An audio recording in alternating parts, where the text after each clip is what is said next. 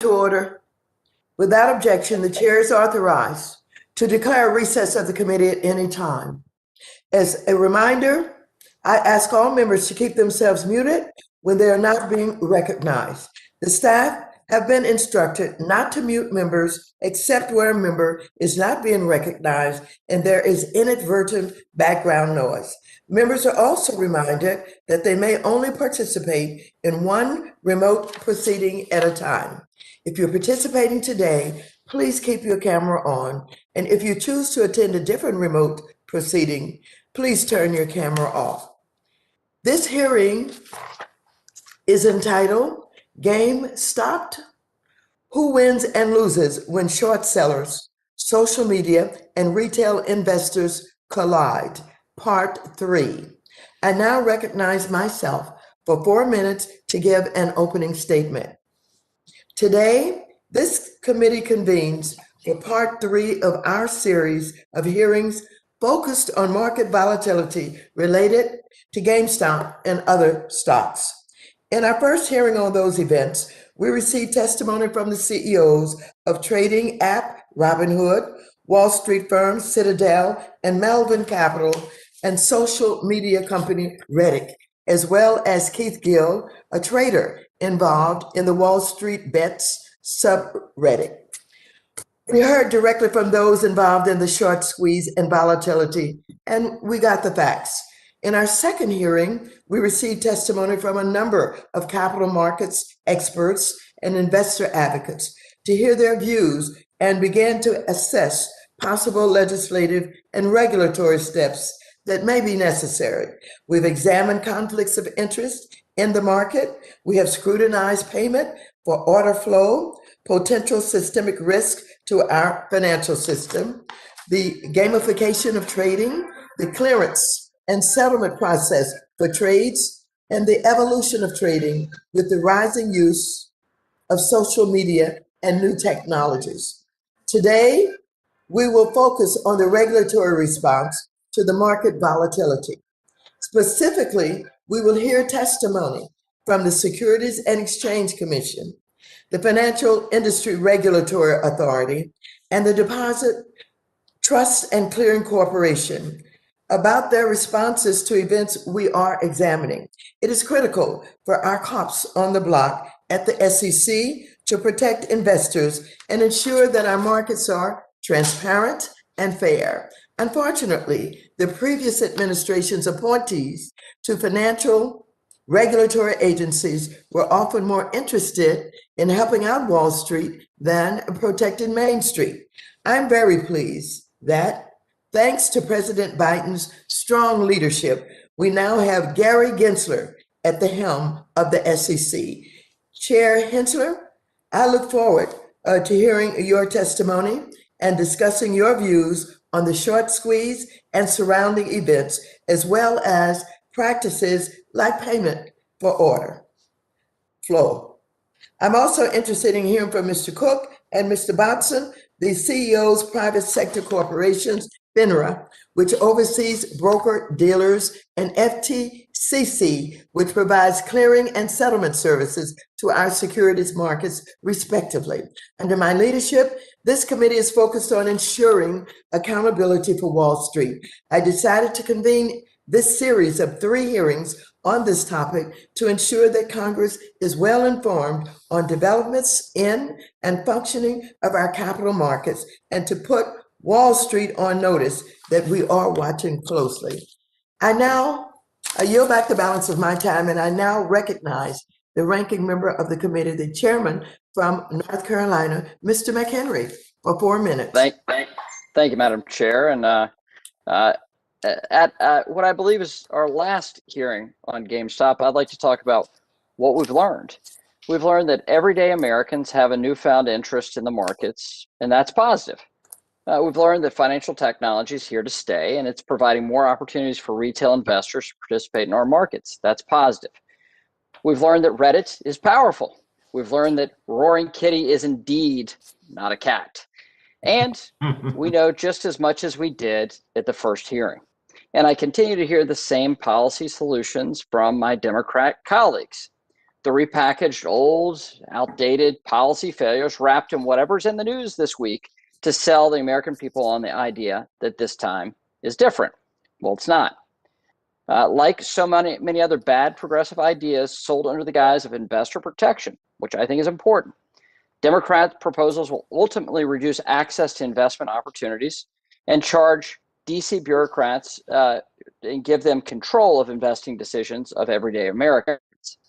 If this committee is interested in responding to late January's events, we need to expand the accredited investor regime, not restrict it. It's ridiculous that our securities laws force most everyday Americans to the sidelines of early growth opportunities, investment opportunities. We need to find innovative solutions that allow more people to invest in businesses they support while retaining the flexibility our changing workforce needs and requires. This week, I reintroduced my bill, the Gig Worker Equity Compensation Act, to expand the category of workers that can benefit from equity compensation to include non-traditional workers. If you want to see the juxtaposition of Democrats and Republican priorities right now, just yesterday, the Biden administration moved to dismantle past efforts to provide gig workers with the flexibility they demand, that they need, that they require. If a state as liberal as California can recognize that a one-size-fits-all mandate on gig workers would be destructive, it should be obvious that the Biden administration should not take those same actions that went down at the ballot box in California.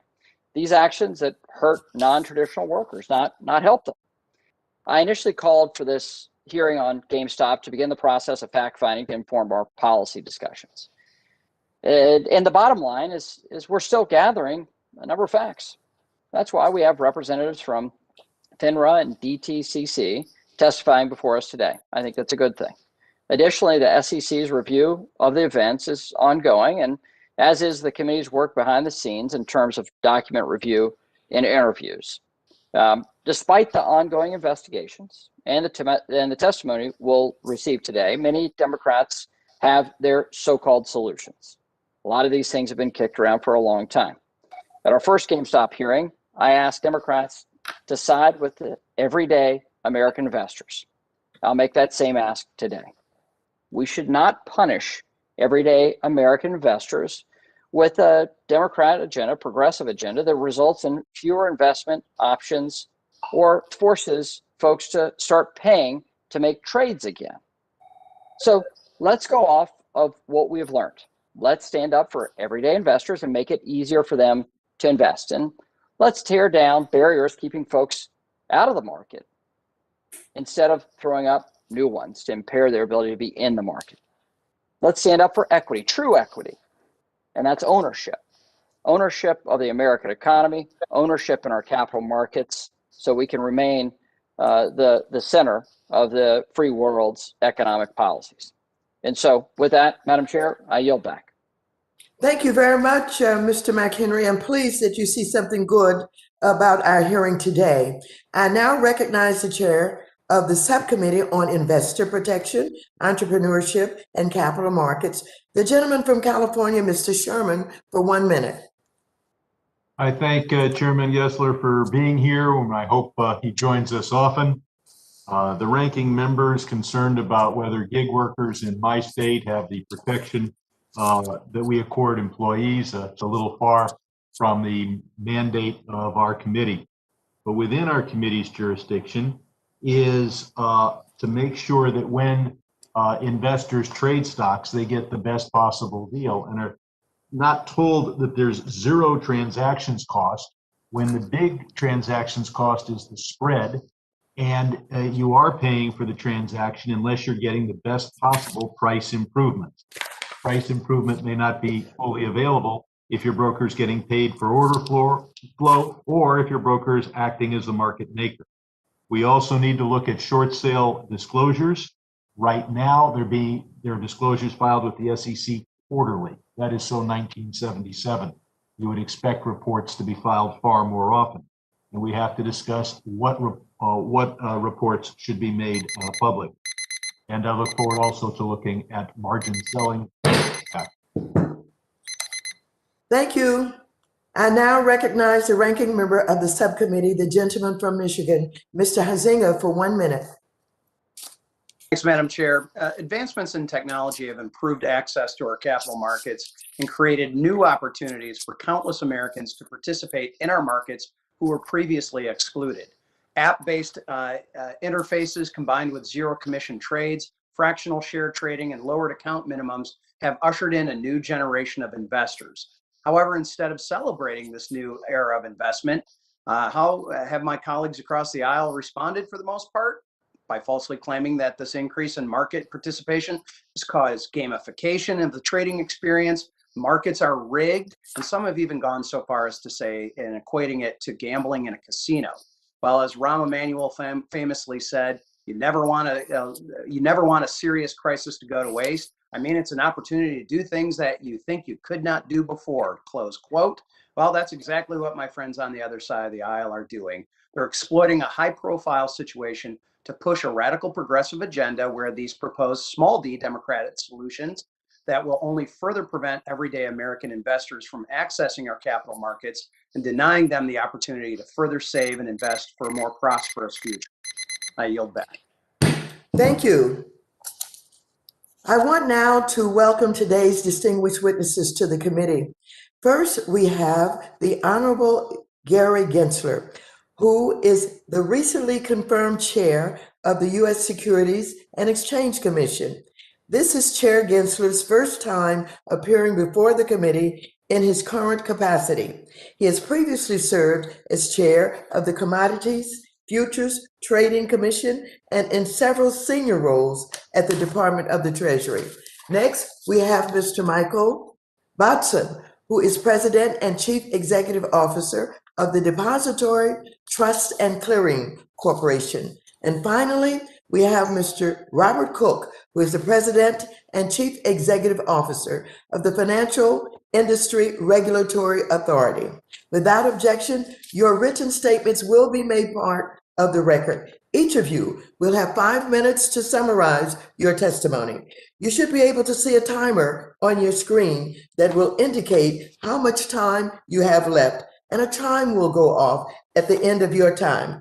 I would ask you to be mindful of the timer and quickly wrap up your testimony if you hear the chime.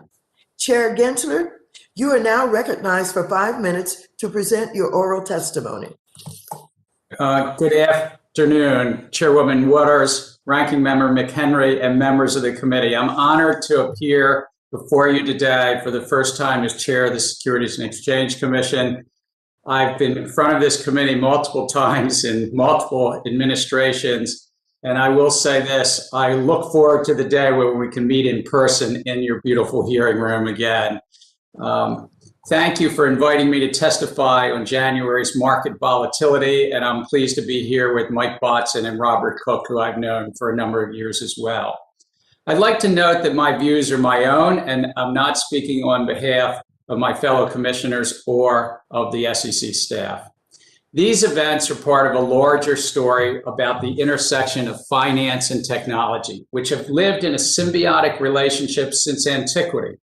And one thing that I've come to believe is that technology can bring greater access to our capital markets. Our central question is this, though. When new technologies come along and change the face of finance, as they have done for decades, how do we continue to achieve our core public policy goals? In my role, I will always be animated by thinking about working families in the SEC's three-part mission: protecting investors, promoting fair, orderly, and efficient markets, facilitating capital formation. I'm pleased to submit written testimony that goes into detail on several factors at play during January's events. I'll just highlight a few of those key issues in this opening statement. First is gamification and user experience.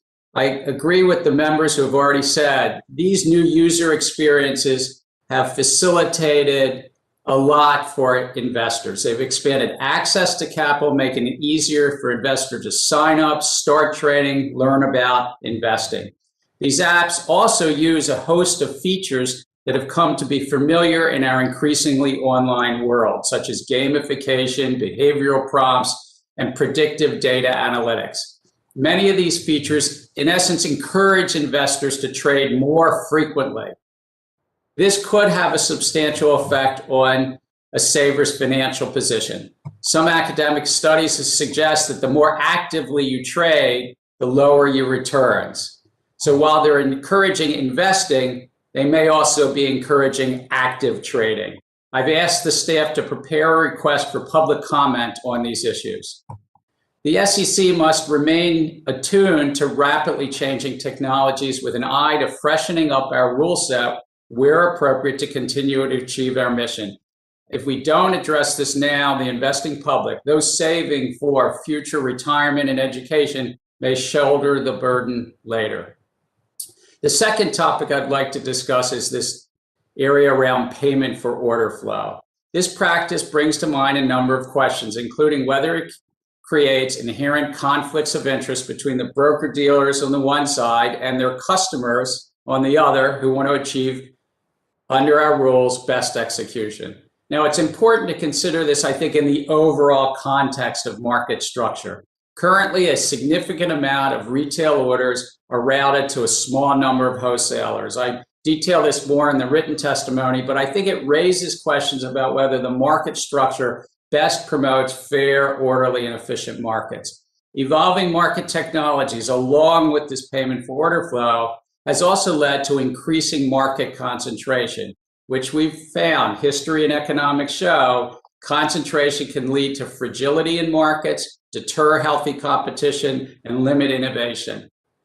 The next issue is short selling and market transparency. And again, as outlined in the testimony, under Dodd-Frank reforms, the SEC received mandates and authorities to increase transparency in the market. So I've asked SEC staff to prepare recommendations on transparency in short selling, stock loan markets, and something called total return swaps, which was at the center of this Archegos events in March for commission consideration. And the 5 of us commissioners can take a look to see what to do next.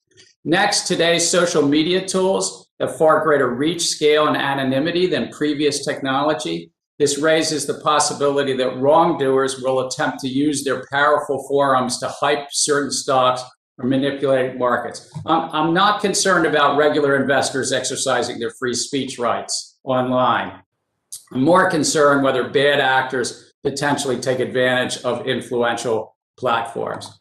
Further, is the decisions by some broker-dealers to redirect customer trading raised several issues around clearance and settlement. In essence, they stopped investors from investing. And this raises questions of the market, what I'll call plumbing. Sorry to Mike Bobson if I call the infrastructure plumbing. But investors were shut out. I do believe we can lower costs and risk in our market by shortening the settlement cycle. For instance, I've asked SEC staff to put together a draft proposal for the commission on the possibility of shortening the settlement cycles. I thank you. I look forward to your questions. It's good to be back with you. And again, I look forward to doing this in person. Thank you, Chair Gensler. Next, we will go to Mr. Botson. You are now recognized for 5 minutes to present your oral testimony. Chairwoman Waters, Ranking Member McHenry, and members of the committee. My name is Michael Botson, and I am the CEO of Depository Trust and Clearing Corporation, a holding company that operates 3 SEC-regulated clearing agencies, including National Securities Clearing Corporation, or NSCC, of which I will speak to today. I appreciate this opportunity to speak to the committee. In my line of work, the best days are those when nothing too exciting happens. That's because DTCC is, at its heart, a risk management organization, enhancing efficiencies and reliability in the markets. On a normal day, we process about 200 million buys and sells for a value of nearly $2 trillion. Through netting, that is reduced to about 1 million securities movements and 35 billion in cash movement, creating significant efficiencies in the market. When you buy or sell a stock, it takes 2 days for the trade to be completed. This is called T+2 settlement, trade date plus 2 days. A lot could happen during those 2 days that could create a risk that the buyer or seller fails to deliver money or shares. Because of clearing, investors don't have to worry about that. Clearing protects both firms and their customers against default risk. Default risk can destabilize markets, particularly in volatile times. People are reluctant to trade if they aren't sure they will get what they agreed to. And imagine how inefficient it would be for every market participant to assess the creditworthiness of everyone else in the market. That's where DTCC comes in. We are infrastructure. You can call us plumbing. We're not insulted. We operate behind the scenes to guarantee completion of virtually all equity trades. We do not trade or take positions or bet on the direction of the market. We do not give investment advice. We do not know who the customers are behind the trades or their reasons for trading. We simply process and risk manage trades. DTCC protects against default risk by collecting margin, which is money that clearing members post as collateral. If a clearing member defaults between trade date and settlement date, DTCC uses that collateral to complete the defaulting member's trades, no matter how much prices may have changed. Margin requirements are calculated using statistical models and model-based calculations that are set forth in our rules, which must be approved by the SEC. Margin requirements increase as the risk in the member's portfolio increases. In other words, the greater the potential loss a default could produce, the greater the need for collateral. Volatility has a very large impact on margin requirements. We saw this play out during the week of January 25th. Both volumes and volatility that week were extraordinary. On January 27th, NSCC processed about 474 million transaction size, exceeding the pandemic-related record volume from March 2020 by more than 100 million trades. The concentration of trading in a small number of meme stocks that week was also extraordinary. Applying those statistical models and formulas, margin requirements increased substantially for firms with large volumes in these stocks. I appreciate that the committee is exploring ways to continue to improve our markets. I'd like to describe one effort that DTCC has undertaken to date, shortening the settlement cycle for equities from 2 days to 1 day. That may sound like a small thing, it's just 1 day, but cutting the settlement period in half can make a difference. We believe that shortening the settlement cycle to T+1 would enhance market resilience, reduce margin requirements, and lower cost for investors. Following a multi-year industry-wide effort, settlement was shortened in 2017 from T3 to T2, achieving margin savings estimated at 25%. DTCC estimates that the volatility component of margin requirements could potentially be reduced by 40% with a move to T1. This could save our clearing members upwards of $6 billion per day during periods of extreme volatility. While DTCC's technology can support T+1 today, changing the industry convention is a major undertaking that will require coordinated efforts across the whole industry. Over the past year, DTCC has engaged with a cross-section of the industry to assess readiness to further shorten the settlement cycle. In February, DTCC published a white paper outlining the benefits associated with multiple changes to the settlement cycle, including a move to T1. We are working with SIFMA and ICI to accelerate this effort. Thank you again for the opportunity to testify today. I look forward to your questions. Thank you very much, Mr. Botson. Now we will go to Mr. Cook. You are now recognized for 5 minutes to present your oral testimony. Thank you, Chairwoman Waters. Thank you, Ranking Member McHenry and members of the committee for this opportunity to testify today, together with Chair Gensler and Mr. Botson, regarding the January market events related to trading in GameStop and certain other stocks. We commend the committee's review of these events and related investor protection concerns. FINRA's mission is to protect investors and promote market integrity. We are a not-for-profit SRO, and we support the SEC in overseeing one critical part of the securities industry, certain broker-dealers and the individuals they employ. To that end, we administer comprehensive regulatory programs, including surveillance, risk monitoring, examination, and enforcement. And we, in turn, are subject to comprehensive examination and oversight by the SEC. This committee has heard already about the events of January, including the significant price swings and trading volume in GameStop and a limited number of other stocks. In this context, some broker-dealers restricted trading in these securities on a short-term basis. This led to confusion and frustration among some investors and concerns about the fairness of the markets. The events also focused attention on the growth of popular new retail trading platforms and services, changes in investor behavior, and the influence of social media on the markets. Our markets are dynamic and continually evolving. Market participants constantly innovate new technologies, methods of communication, and investment products and services. These innovations often benefit investors, such as by providing easier access to the markets, lower costs, and a wider range of investment products and services to choose from. But they can also present new and sometimes unanticipated risks. So regulators must constantly review whether the rules governing the road need to be updated in light of new developments to better protect investors while still facilitating vibrant and innovative markets and the opportunities these create. At FINRA, we are committed to doing just that. One important resource we rely on in this process is the research of the FINRA Investor Education Foundation, including recent research on new, inexperienced investors and how they approach investing. Since the events of January, FINRA has established an internal working group that's devoting significant resources to investigating whether its broker-dealer members complied with SEC and FINRA rules. We have also issued regulatory notices reminding firms of relevant duties and responsibilities in this area. Although I cannot comment on specific firms or ongoing investigations or enforcement matters, generally speaking, we are reviewing order routing practices, the circumstances under which trading restrictions were imposed, any potential manipulative conduct, and compliance with short sale requirements, among other matters. I can assure the committee that we will take all appropriate disciplinary or other remedial action as warranted if the facts indicate a violation of SEC or FINRA rules. The upcoming SEC report on these market events will be critical in analyzing whether existing rules and standards should be updated. Many of the policy questions raised in your hearings to date involve areas in which the SEC has primary policymaking responsibility, such as market structure, payment for order flow, short sale regulation and disclosure, the settlement cycle, enhanced broker-dealer financial responsibility requirements, and whether certain communications with retail investors constitute recommendations that should be covered by the SEC's regulation best interest. We will support the SEC in its review of these areas and then align FINRA's rules and oversight activities where necessary or appropriate. My written testimony offers some further perspectives on key topics under the SEC's jurisdiction and also describes some areas where we are considering whether updates or guidance regarding our own rules would be appropriate. For example, we intend to review short sale position reporting by broker-dealers, as well as continue our review of the effects of gamification on retail investors.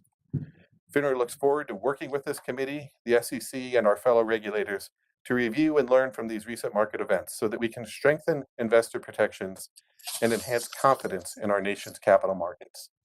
Thank you, and I'd be happy to answer your questions. Thank you very much, Mr. Cook. I now recognize myself for 5 minutes for questions. And this question is for Chair Gensler. This committee has examined numerous issues that have arisen out of the GameStop short squeeze that took place earlier this year, including systemic risk arising from firms such as Citadel, who are executing close to 50% of all U.S. listed retail volume. During the first hearing, I questioned whether Citadel poses a systemic risk to our financial markets. I'm also concerned about what Citadel's outsized market impact means for pricing and best execution, another market structure issue that this committee has examined as part of these hearings. As a newly confirmed chair of the SEC, what will your approach be with respect to mitigating the risk associated with outsized market impact and understanding threats to our financial stability? I thank you for that question. I thank you for that question. I think that at the heart of well-functioning markets and the mission of the SEC, fair, orderly, and efficient markets, is promoting competition in markets. It can be done through transparency, but it's also by looking at our rule set to make sure that our rule set inspires more competition rather than concentration. And we have seen, as you noted in your hearing, an increasing concentration in market making and also separately in brokerage, and particularly around retail order flow. And so I've asked the staff, both from the Division of Economic Research and Analysis and Trading and Markets, to sort of give us a view, give internally the commission a view. What should we be thinking about in our market structure to address this? We've seen such concentration come in other markets. We know it's in search, when we all go online and search, there's really one dominant search engine. We know it's true in retail, buying retail products online. There's some dominance to that. And so our modern 2020s economy does tend towards certain, what's called in economics, network effects. So I've asked the staff just to think through that and to help provide us with guidance as commissioners. How do we promote competition in the face of these network economic effects that are leading to concentration? Well, I want to thank you for that response. And I think what I'm hearing from you is that there is real concern about concentration. And while you have instructed staff to do some additional research to determine the extent of it, it is something that we should be concerned about. Is that correct? Yeah, yes, I think that capital formation for issuers and for investors on the other side benefit from some broad competition amongst market actors. And as we get more concentration in the middle of the market, whether it's market making or brokerage, we could lose that concentration, could lead to more fragile markets, meaning less orderly, and also more costly or less efficient markets. And that's what history and economics tell us when we get concentration. Well, thank you very much. I appreciate the concern that you are identifying as you talk about this concentration and what could happen if, in fact, we're not aware and make some efforts to deal with it. With that, I'm going to basically call on Mr. McHenry for his questions. Well, thank you, Madam Chair. And Chairman Gensler, thank you for being here, and welcome back before the committee, and congratulations on your new role. I know that Acting Chair Lee, at the time of the GameStop, this GameStop trade, emphasized that the core market infrastructure is quite resilient. Does the commission intend to release any additional findings? Thank you. Thank you for our meeting earlier this week. I look forward to doing those on some regular basis with the chair and you and the subcommittee and other members. We are looking at putting together a report. I'm only in my third week in the job, but our economists, our trading and markets folks have come together, and I think we'll be releasing a report sometime this summer that will more detail the range of activities out of the January events. Well, thank you for that.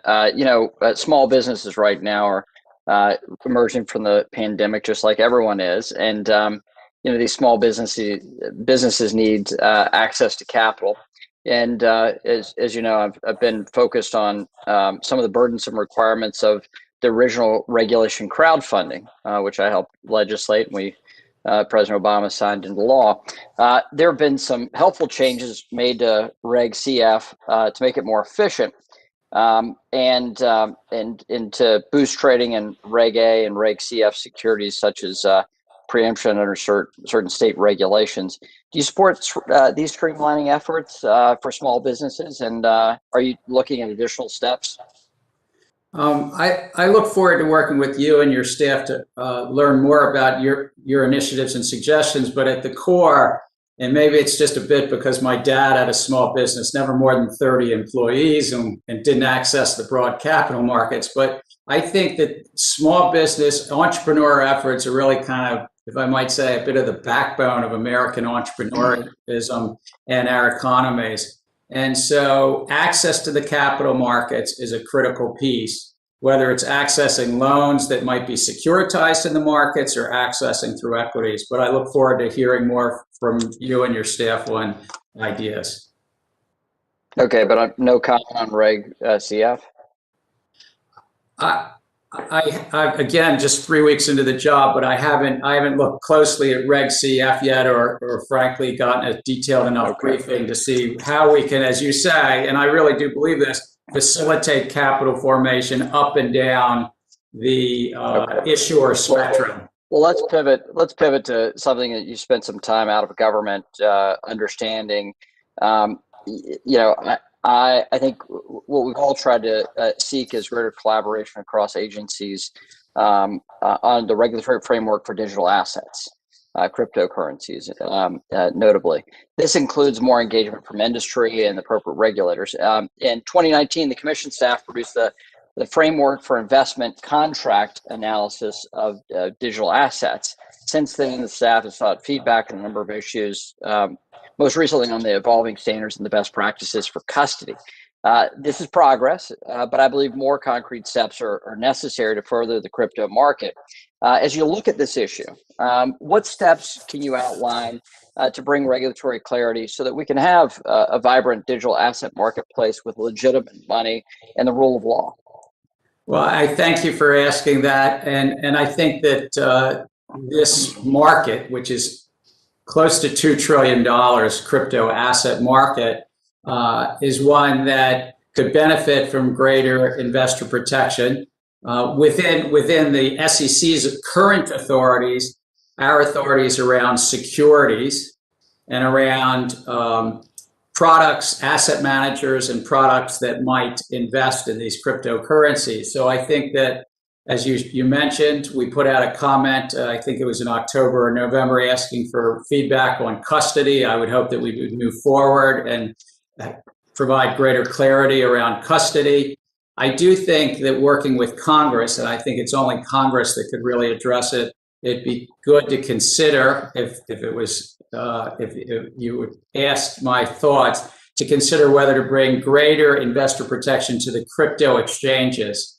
And I think if that were to be the case, because right now the exchanges trading in these crypto assets do not have a regulatory framework, either at the SEC or our sister agency, the Commodity Futures Trading Commission, that could instill greater confidence. Right now, there's not a market regulator around these crypto exchanges, and thus there's really not protection against fraud or manipulation or a conflict of interest. Well, I have time for one final question, Chairman Gensler. I'm encouraged by your comments on crypto. Last year, the Commission proposed to allow certain gig workers to have access to equity compensation under the SEC's rules. Will you commit to finishing this important rulemaking? Again, in my third week, I need to get a briefing on it. I commit to work with the staff, understand what the comments were, because I don't know what comments came in, and trying to understand the economics around that rule set. Well, thank you. And I wish you great luck in your tenure, and thank you for your testimony. Thank you for your outreach. Thank you. I now recognize the gentlewoman from New York, Ms. Maloney, for 5 minutes.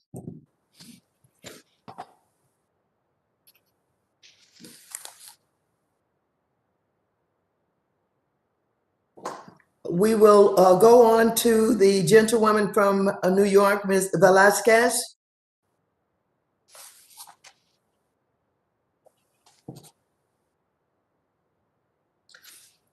The gentleman from California, Mr. Sherman, who is the chair of the subcommittee on investor protection, entrepreneurship, and capital markets, is now recognized for 5 minutes. Responding to the ranking member, who wants to instill confidence in those buying and selling cryptocurrencies. The only confidence I have is that the US dollar is an outstandingly good currency, but cryptocurrencies, if they succeed, will have unique appeal to only two groups: narco-terrorists and tax evaders. And for us to channel the animal spirits that should be investing in the American economy into creating tools for those who want to evade U.S. taxes is a step toward a much weaker America. Mr. Gensler, you talked about Archegos and the total return swap. The image I have of 1929 is investors jumping out of buildings on Wall Street because they bought stock at 7, 8, 9 times margin. And in the 1930s, we decided to protect the markets and say that if you want to buy stock, the most margin you could get was 1-time margin, sometimes a little more. But we then see that using a total return swap, the big guys like Archegos can get 7 times margin. can invest only 1/7 the cash to control $100 million worth of this block of shares or that block of shares. So this raises the question, is 7-to-1 margin fine for everybody, and is that good for the markets? Should one-time margin be the rule for everybody, and we should plug the loopholes? Or should we continue to have a system where if you're a family office, you can have 7 times margin by calling it a total return swap? And if you're the regular Robinhood investor, you can only get 1 time. What do we do with, what should the margin rule be? So I think you raised some very important questions that came out of the market events late in March, not the January ones, but the March events around a family office, Archegos. And they're currently, our family offices are outside of much of the SEC's remit, not all of it. If I can clarify, this is not a question about family offices. Okay. You just have one investment company that has $1 billion and decides they want 7-to-1 margin. The fact this was a family office, put that aside. Whether you disclose it or you don't, whether you're a family office or a hedge fund or a billionaire, should you be able to get 7-to-1 margin? And if so, how come the Robinhood guy can't? So I think that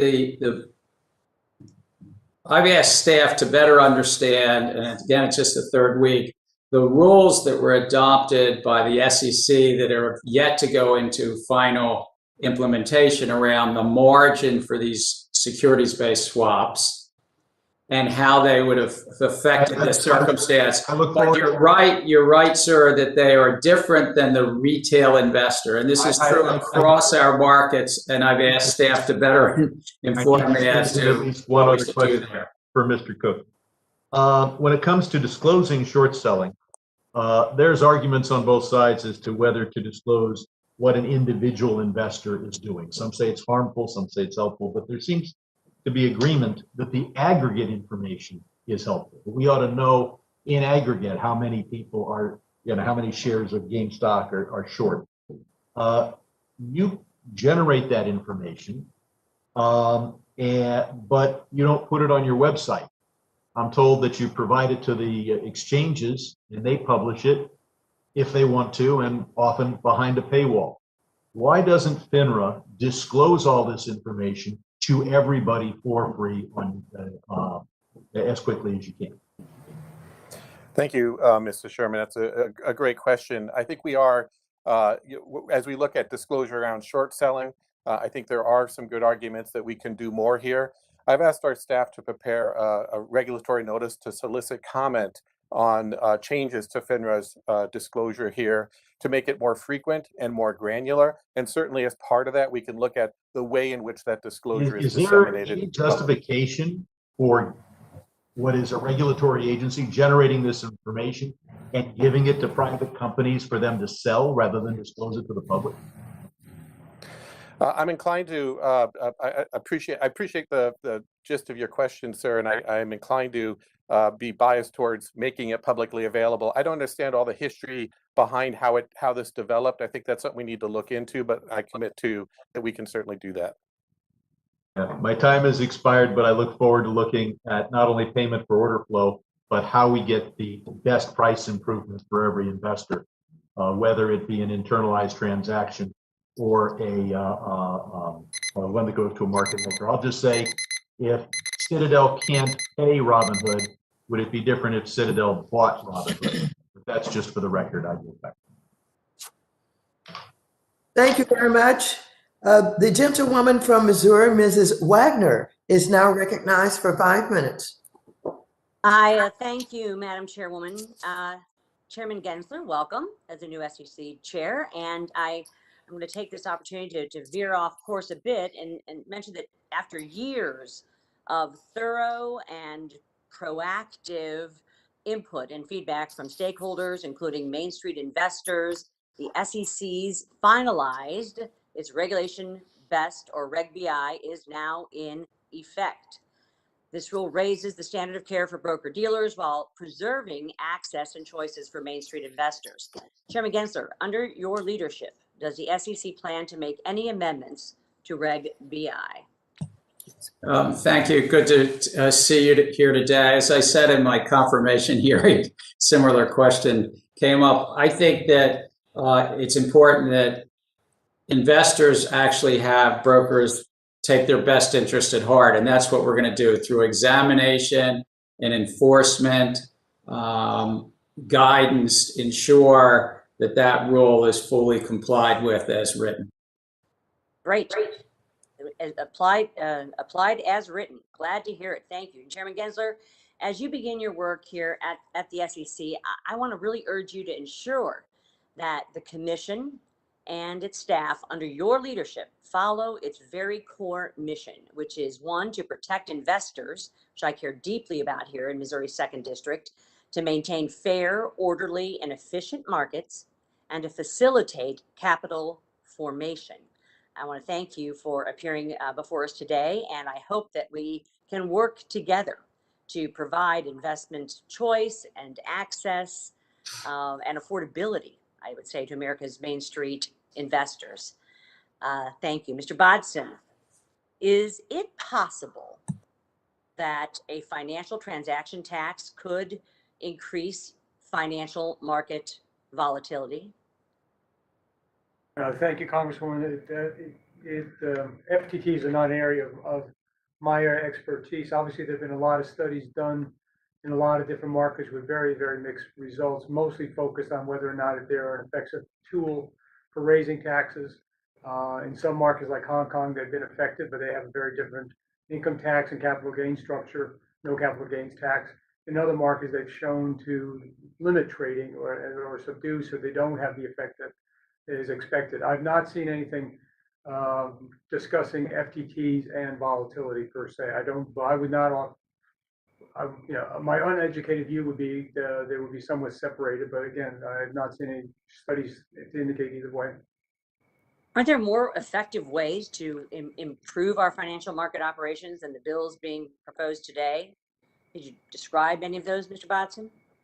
Well, I think the step, thank you, Congresswoman, the step from T2 to T1 will create a lot of efficiencies in the marketplace, both on the operational side as well as lowering the margin requirements that we impose because of the 2-day settlement versus 1-day settlement. So I think those would be steps in the right direction in terms of lowering costs, not just for our direct members, but for the end beneficiaries, be it the mutual fund, pension funds, or the small retail investor. We look to decrease costs whichever way we can. Mr. Bodson, in your view, how would shortening the settlement cycle help prevent future trading restrictions similar to the ones imposed by Robinhood and other brokerages earlier this year?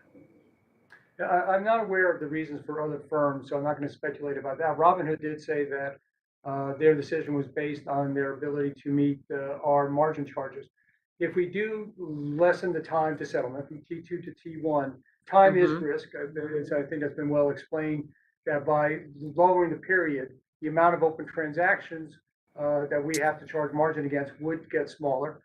And our estimation is the volatility charge, which is a main component, will go down by 40%. So in that sense, the capital charge against Robinhood would have been smaller. But again, it's a little bit of apples and oranges, because to say it would automatically happen without knowing the market circumstances, obviously, it's hard to say. But there would be benefit to firms in having lower capital charges. Some have proposed going even further than T+1 and moving to real-time trade settlement. What sort of impact do you think this would have on the market liquidity? We are not proponents for real-time gross settlement, as you articulate. You would lose all the benefits that a clearinghouse provides, all the netting efficiencies I spoke about in terms of trillions of trades being netted down to millions of movements, or 100 millions of trades going down to millions of movements, and trillions of dollars being netted down to billions of dollars. You would lose all that benefit. All transactions would either have to be pre-funded, and the securities would have to be on hand. So we would have a very large impact on institutional trading. It would cause liquidity issues across the marketplace. So a bridge too far in my eyes. Thank you, Mr. Botson. My time's expired, and Madam Chairwoman, I yield. Thank you. The gentleman from Georgia, Mr. Scott, who is also the chair of the House Agricultural Committee, is now recognized for 5 minutes. Thank you, Waters, for this interesting and much needed hearing. The question before us today is this: how can we on the Financial Services Committee ensure that our investors can both have access to our markets, but also are able to participate in our markets, investing safely?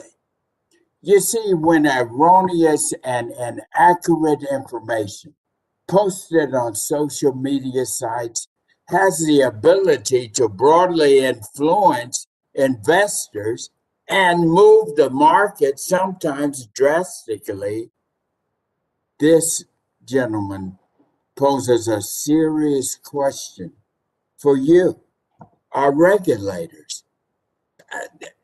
There is now such a huge hole in our regulatory process because of GameStop, with inexperienced investors relying on unverified information from unqualified social media.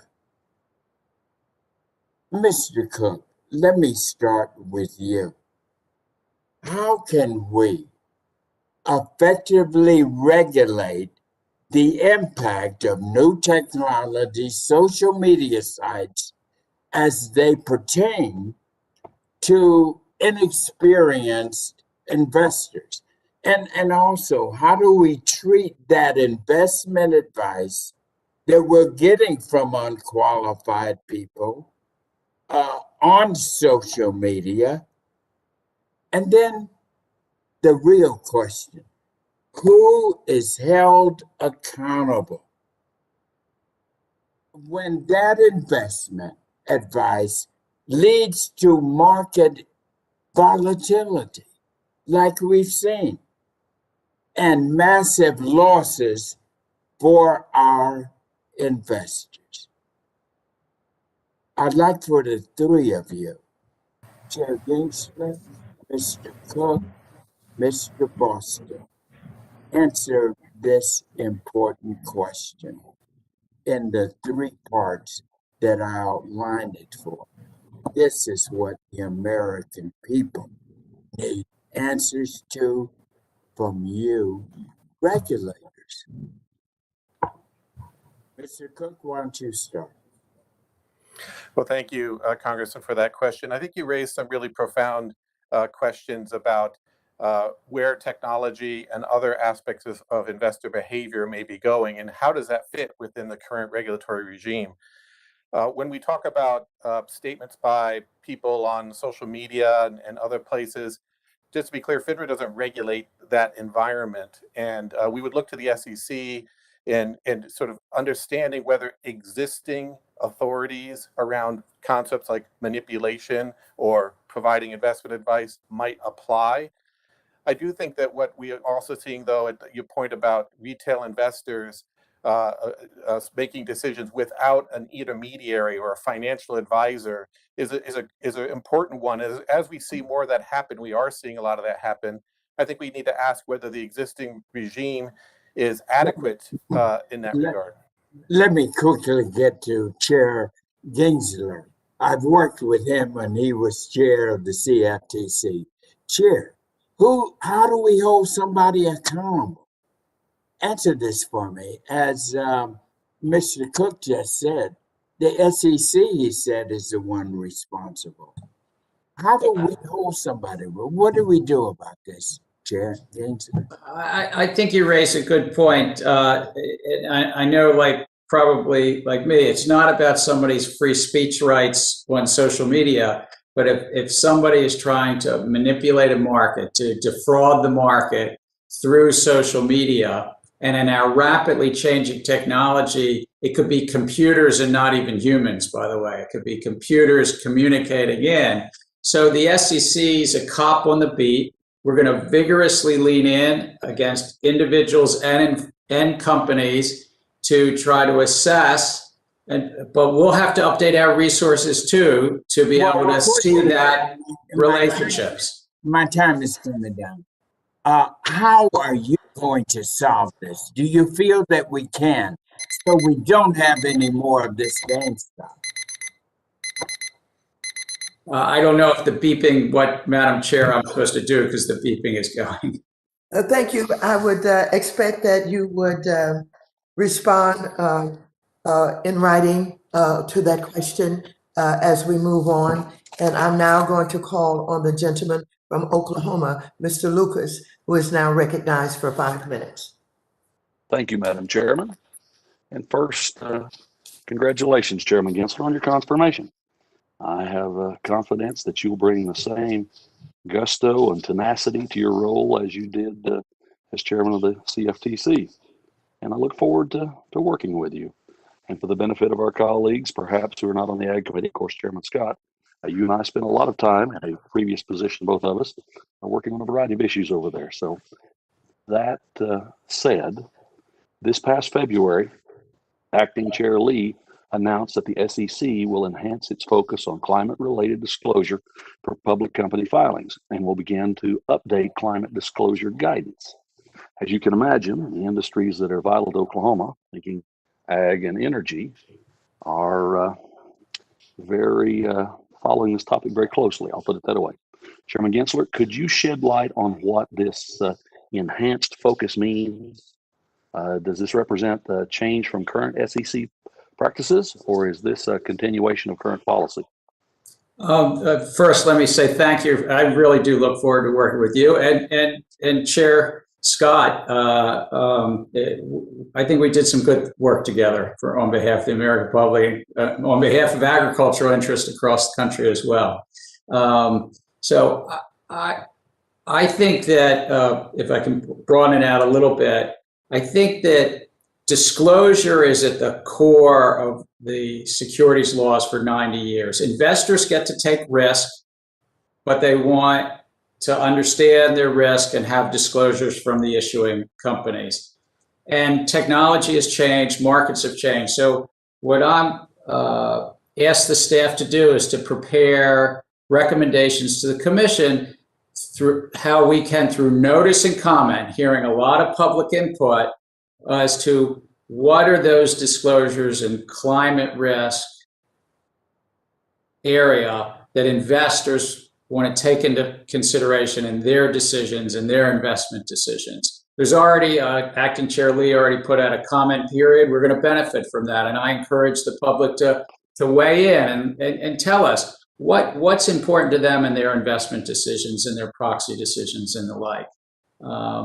And I think it actually can help an issuer to bring some consistency and comparability in this area, because there's a lot of investors that are asking for things. We can try to maybe help bring some consistency and comparability, of course, through economic analysis and vital input from the public. I promise you, Chairman, you've gotten the attention of my constituents. And of course, how questions are asked and how the data is interpreted, they can have a dramatic effect. So with that in mind, give me a feel for what kind of a timeline we're looking at when we get to the review part of this process, where my folks can offer their insights. Well, I hope if they wish, we could get some insight from them and input. Even there's an open comment period right now through June. We can tell you the exact date, but through June that Acting Chair Lee had put up. But I think based on that and the economic analysis, we'll try to put a proposal together. I don't want to commit to a certain month. I'm just there for 3 weeks right now, but to try to put a proposal together and then put that out to public comment based on what we've already heard this summer. And then, that sort of starts a multi-month process after that. Along that line, Mr. Chairman, the SEC has also created a climate and ESG task force within the Division of Enforcement to, I believe the phraseology is, develop initiatives to proactively identify ESG-related misconduct. Can you visit with us for a moment about that? And do you envision that there will be enforcement actions prompted by of the task force based on this new guidance, this new standard, I guess is a better way to put it?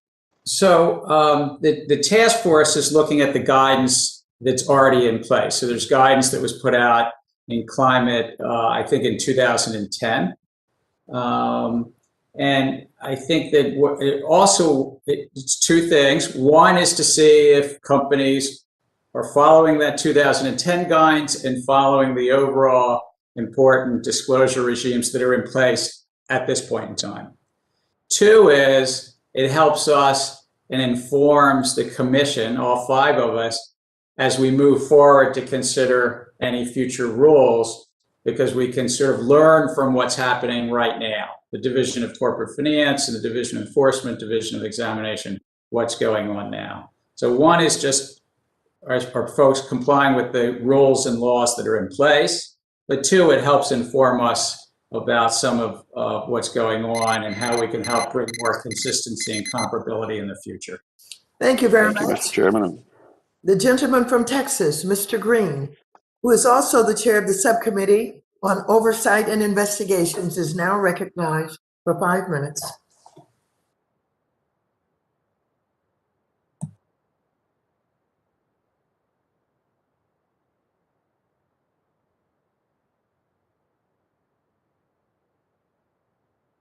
Thank you, Madam Chair. And I thank the witnesses for appearing as well. And Madam Chair, as you know, from the genesis of this process, I've been concerned about trading ahead. And you called to our attention earlier that nearly the one company, the largest market maker, executes approximately 50% of all U.S. retail volume. That's quite an amount for one firm to manage. And that causes a good deal of consternation, especially when this firm finds itself engaged in trading ahead. There are penalties associated with trading ahead, but these penalties are primarily civil penalties. And as a result of a civil penalty, many times there's no acknowledgement of liability, just a penalty paid. For example, in one case, $700,000 was paid. But that $700,000, while it seems like a lot, really isn't when we're dealing in billions, So as a result, I have been very much concerned, and I see that there is one proposed piece of legislation that would amend the Securities and Exchange Act of 1934 to prohibit trading ahead by market makers and for other purposes as well. This is something that I think has reached a point where its time has come. And I'd like to ask Chair Gensler, are you of the opinion that we should not allow trading ahead, and also that we should not allow a major firm to simply build in a penalty as simply the cost of doing business? Mr. Gensler, please. I thank you for that question. I look forward to working with you. I think that our current rules, you're correct, are civil, but our current rules are that if you take a customer order and then trade ahead of that, that's out of bounds, not allowed. And I think that's because the customer needs to come first, and in our market structure, that's what brokers are supposed to do. I look forward to working with you and your staff on any proposed legislation. I haven't had a chance to look at that more carefully. Thank you. The process, as Chair Gensler has indicated, is unfair to the persons who are making the purchase of in the market, who like to become a participant, but they don't have the advantage of the market maker. Let me ask President Batson, do you agree that this is a circumstance that we have to take a look at, because we don't want people to simply build into the cost of doing business the cost of trading ahead? Thank you, Congressman Green. DTCC is not a direct regulator of the markets as the SEC and FINRA are. I think the situation described obviously would not be something any company would endorse, that having civil or criminal penalties viewed as a normal cost of business. is not something that I think any individual should be supportive of. So your comments stand, but unfortunately, the part of the market you're talking about is trading side. That's not what we're involved in with post trade. And not being a regulator, there's not much I can do about that specific issue. But thank you for asking me.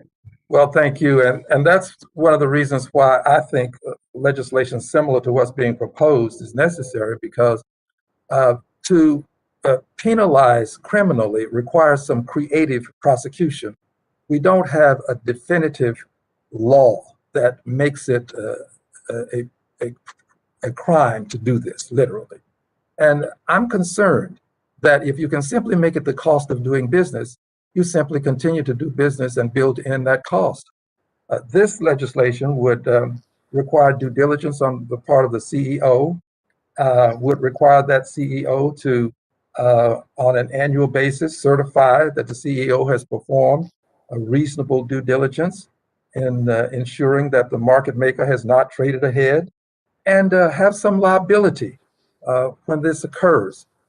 This is something that we cannot allow to continue as simply a pat on the back to a certain extent. Some would say a slap on the wrist, but we have to do something about it. I think this legislation addresses it, and I'll look forward to working with persons who are going to push this legislation to see if we can get it done.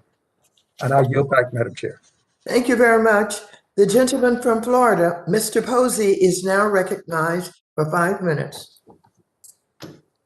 Thank you very much, Madam Chair. Chairman Gensler, some people believe the current short selling practices drive down share prices below fundamentals. What does your experience tell you? And what should we or could we do about it? I thank you for asking that question. Short selling has been part of a market structure for many decades, in fact, even before the securities laws. And economists have many studies, and there have been many debates on short selling and long. Your question is could it move something to something other than fundamentals? Long buying can also move something to something other than fundamentals. And so it's not really that. Our remit at the SEC is to ensure that the markets are fair, orderly, and efficient. They're free of fraud, manipulation. But there are some times that individual securities might be, in a personal opinion, not aligned with fundamentals. But it might be sentiment is the other piece. So I just want to be careful that we stick to our important piece of it. We do think that there's a need for greater transparency in the short selling side, and I've asked staff to propose under the authorities Congress has already vested that we have greater transparency in the short selling side. I'm encouraged to hear that FINRA and Robert Cook's going to be doing some things in that area as well. Hey, Mr. Bodson, please share with us how you're working to reduce the settlement cycle to 1 day while preserving the benefits of netting, and give us an estimate of what the savings in proposed margin funds might be. Yes, thank you, Congressman, for that question. Shortening the settlement cycle is the concept of time equals risk. So by reducing the period that trades are open, reducing the potential impact of the default of one of our members means that we simply have to collect lower levels of margin or collateral. One of the biggest components of our calculation of margin is volatility driven, i.e. what's happening in the market, how are prices moving, and by shortening that period, we believe we can reduce that charge by 40%. In a volatile period, that could be $6 billion less capital that firms have to post with us and can use elsewhere. So it would be a significant amount for our members. Great, really glad to hear that. Chairman Gensler, tell us about what the SEC is doing to ensure that payment for order flow doesn't mean retail investors are subject to unfair trades. I've asked the staff to take a close look at this in the context of the overall market structure, because payment for order flow, which some brokers use and some don't, is in essence a payment to the broker for that order flow, and it can be in conflict with the interest of that customer. And that inherent conflict we found in a case that was settled in December, where there was actually communications between the wholesaler and the broker saying, look, I can give your customer more, or I can give you more. There was a trade-off between these two. And so I think that we need to take a closer look at that, but also in the context of the overall equity market structure, because there's also payment for order flow on exchanges, which is called rebates. So there's other pieces of this puzzle, not just the wholesalers. Thank you, Chairman. Do you believe that cooperation among retail investors in chat rooms, for example, can be undesirable collusion in the equities market? Well, I think that we should always be vigorously enforcing our laws and ensuring that there's not fraud and manipulation. But again, we all sort of have a free speech right to go and say to a neighbor, whether it's online or in person, I like this investment, and thoughtfully say why I like this investment. Our laws are about if somebody's trying to defraud another person, mislead another person, manipulate the markets. And that we should root out and vigorously root that out, whether that's a big institution or an individual, or frankly, a computer controlled by a big institution. Yeah. All right. During your CTFC service, you once said that transparency isn't costly. Would you explain the concept in the context of financial markets? Did you say that I had said transparency is a? Isn't costly? You know, it pays to be transparent. It is. Oh, I think transparency is at the heart of efficient markets. It does come. Disclosure regimes are important for companies, and that's a form of transparency. But I think that that's at the heart of investors being able to take risk and understanding their risks. Thank you, Mr. Chair. My time's up, and I yield back. Thank you. The gentleman from Missouri, Mr. Cleaver, who is also the chair of the Subcommittee on Housing, Community Development, and Insurance, is now recognized for 5 minutes. Thank you, Madam Chair, and thank both of our guests for being here. Chair Gensler, thank you for all the work you've done over the years, and I appreciate your presence here today. My great-grandpa, Reverend Noah Albert Cleaver, died in 1980. He was 103. And he used to say, you know, some new invention would come up, you know, whether it's a toaster or microwave, and he'd say, what they gonna do now? What are they gonna do now? What are they gonna do now?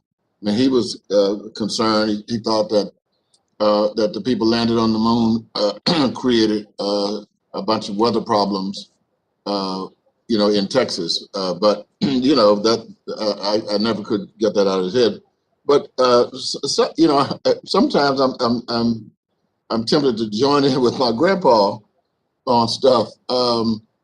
You know, I going back to Mr. Scott's discussion with you earlier, and I've got to tell you, I do have a lot of concerns, and maybe it's just something I'm going to have to learn to live with.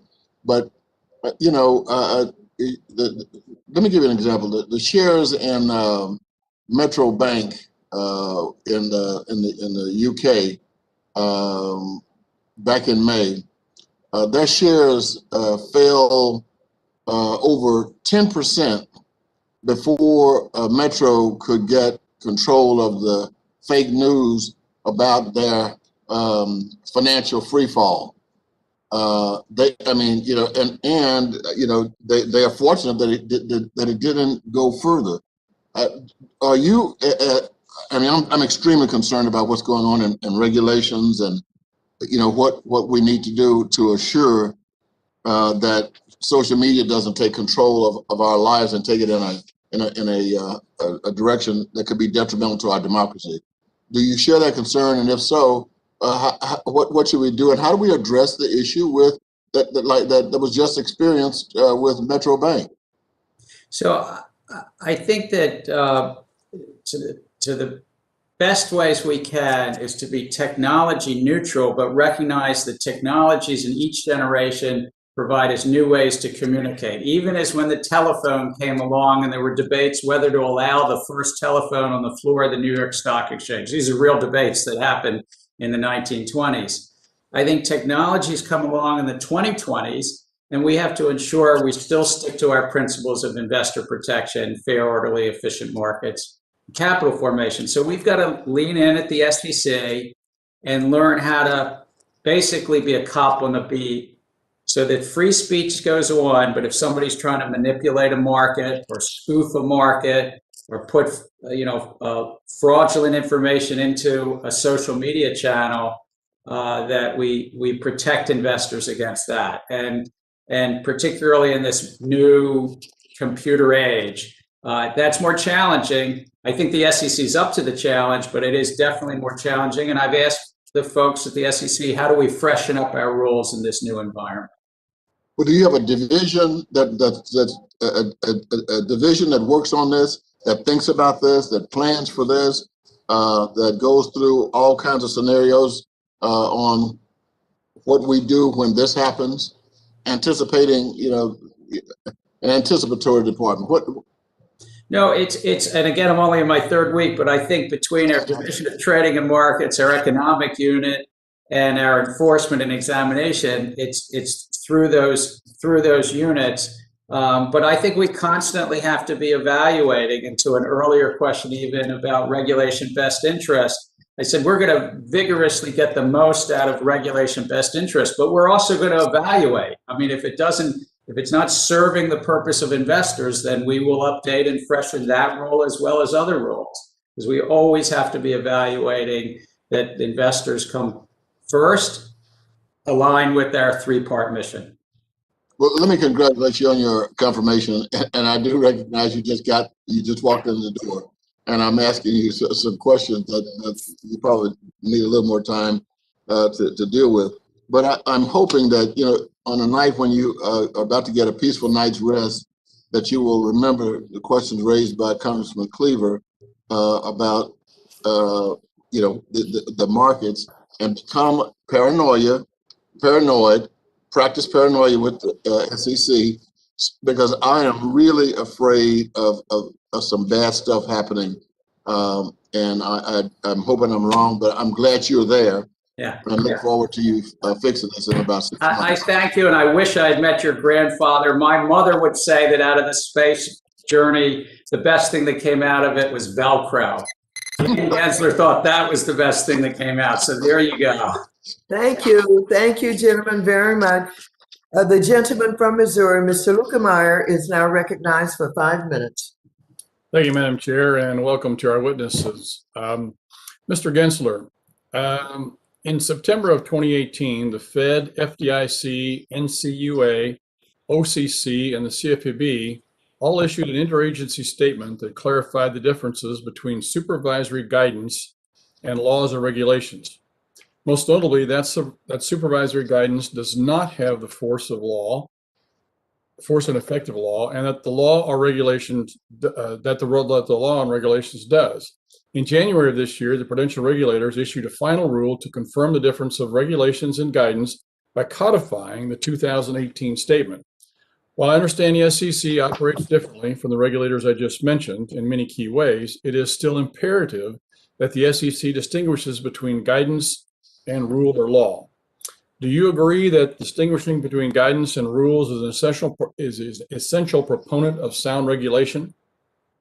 Thank you for that question, and I look forward to working with our Office of General Counsel to better understand what the bank regulators did in that circumstance. But there is a difference between rules that have gone through notice and comment and staff guidance, and that's something I'm familiar with from my prior service in government as well. I guess you maybe answer this question here, but will you commit to issuing a final rule similar to the prudential regulators that clarifies the role of guidance and ensures enforcement actions will only be based on violations of rule or law? Again, sir, I need to meet with staff, understand what the SEC has done in the past in this, and whether there's an appropriate need for such new rules, as you say. But I do understand there is rules as duly operating from Congress, delegated to the agencies, I understand are different than guidance, but I would look to work with you and understand your concerns better. Very good. Thank you for that.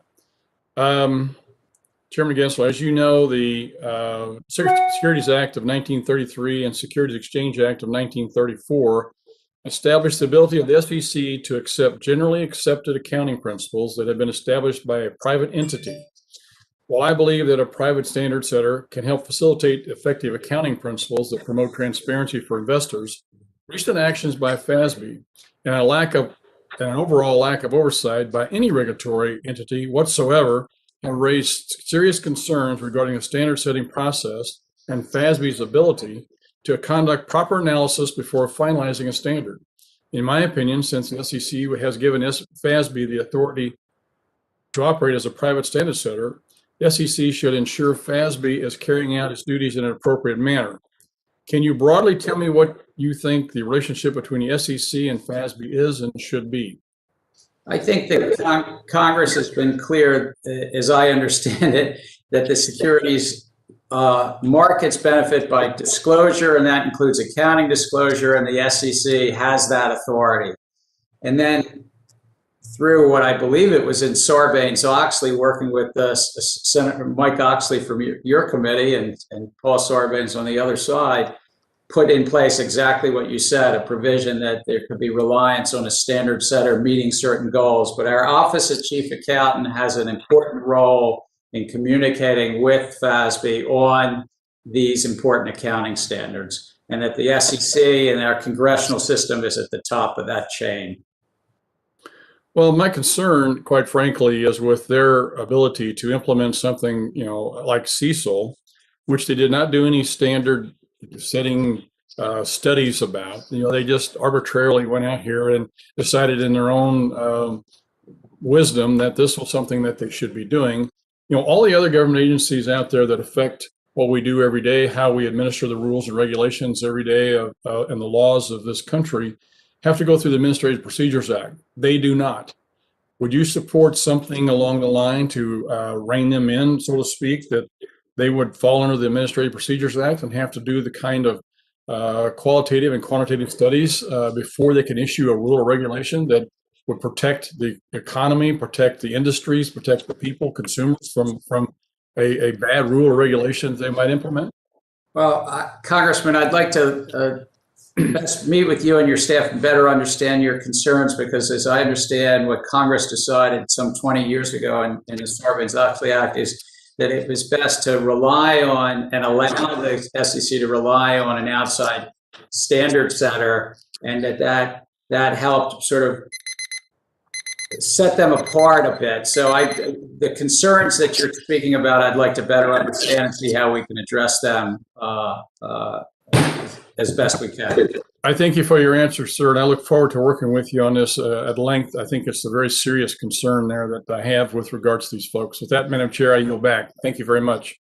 Thank you. The gentlewoman from New York, Mrs. Maloney, who is also the chair of the House Committee on Oversight and Reform, is now recognized for 5 minutes.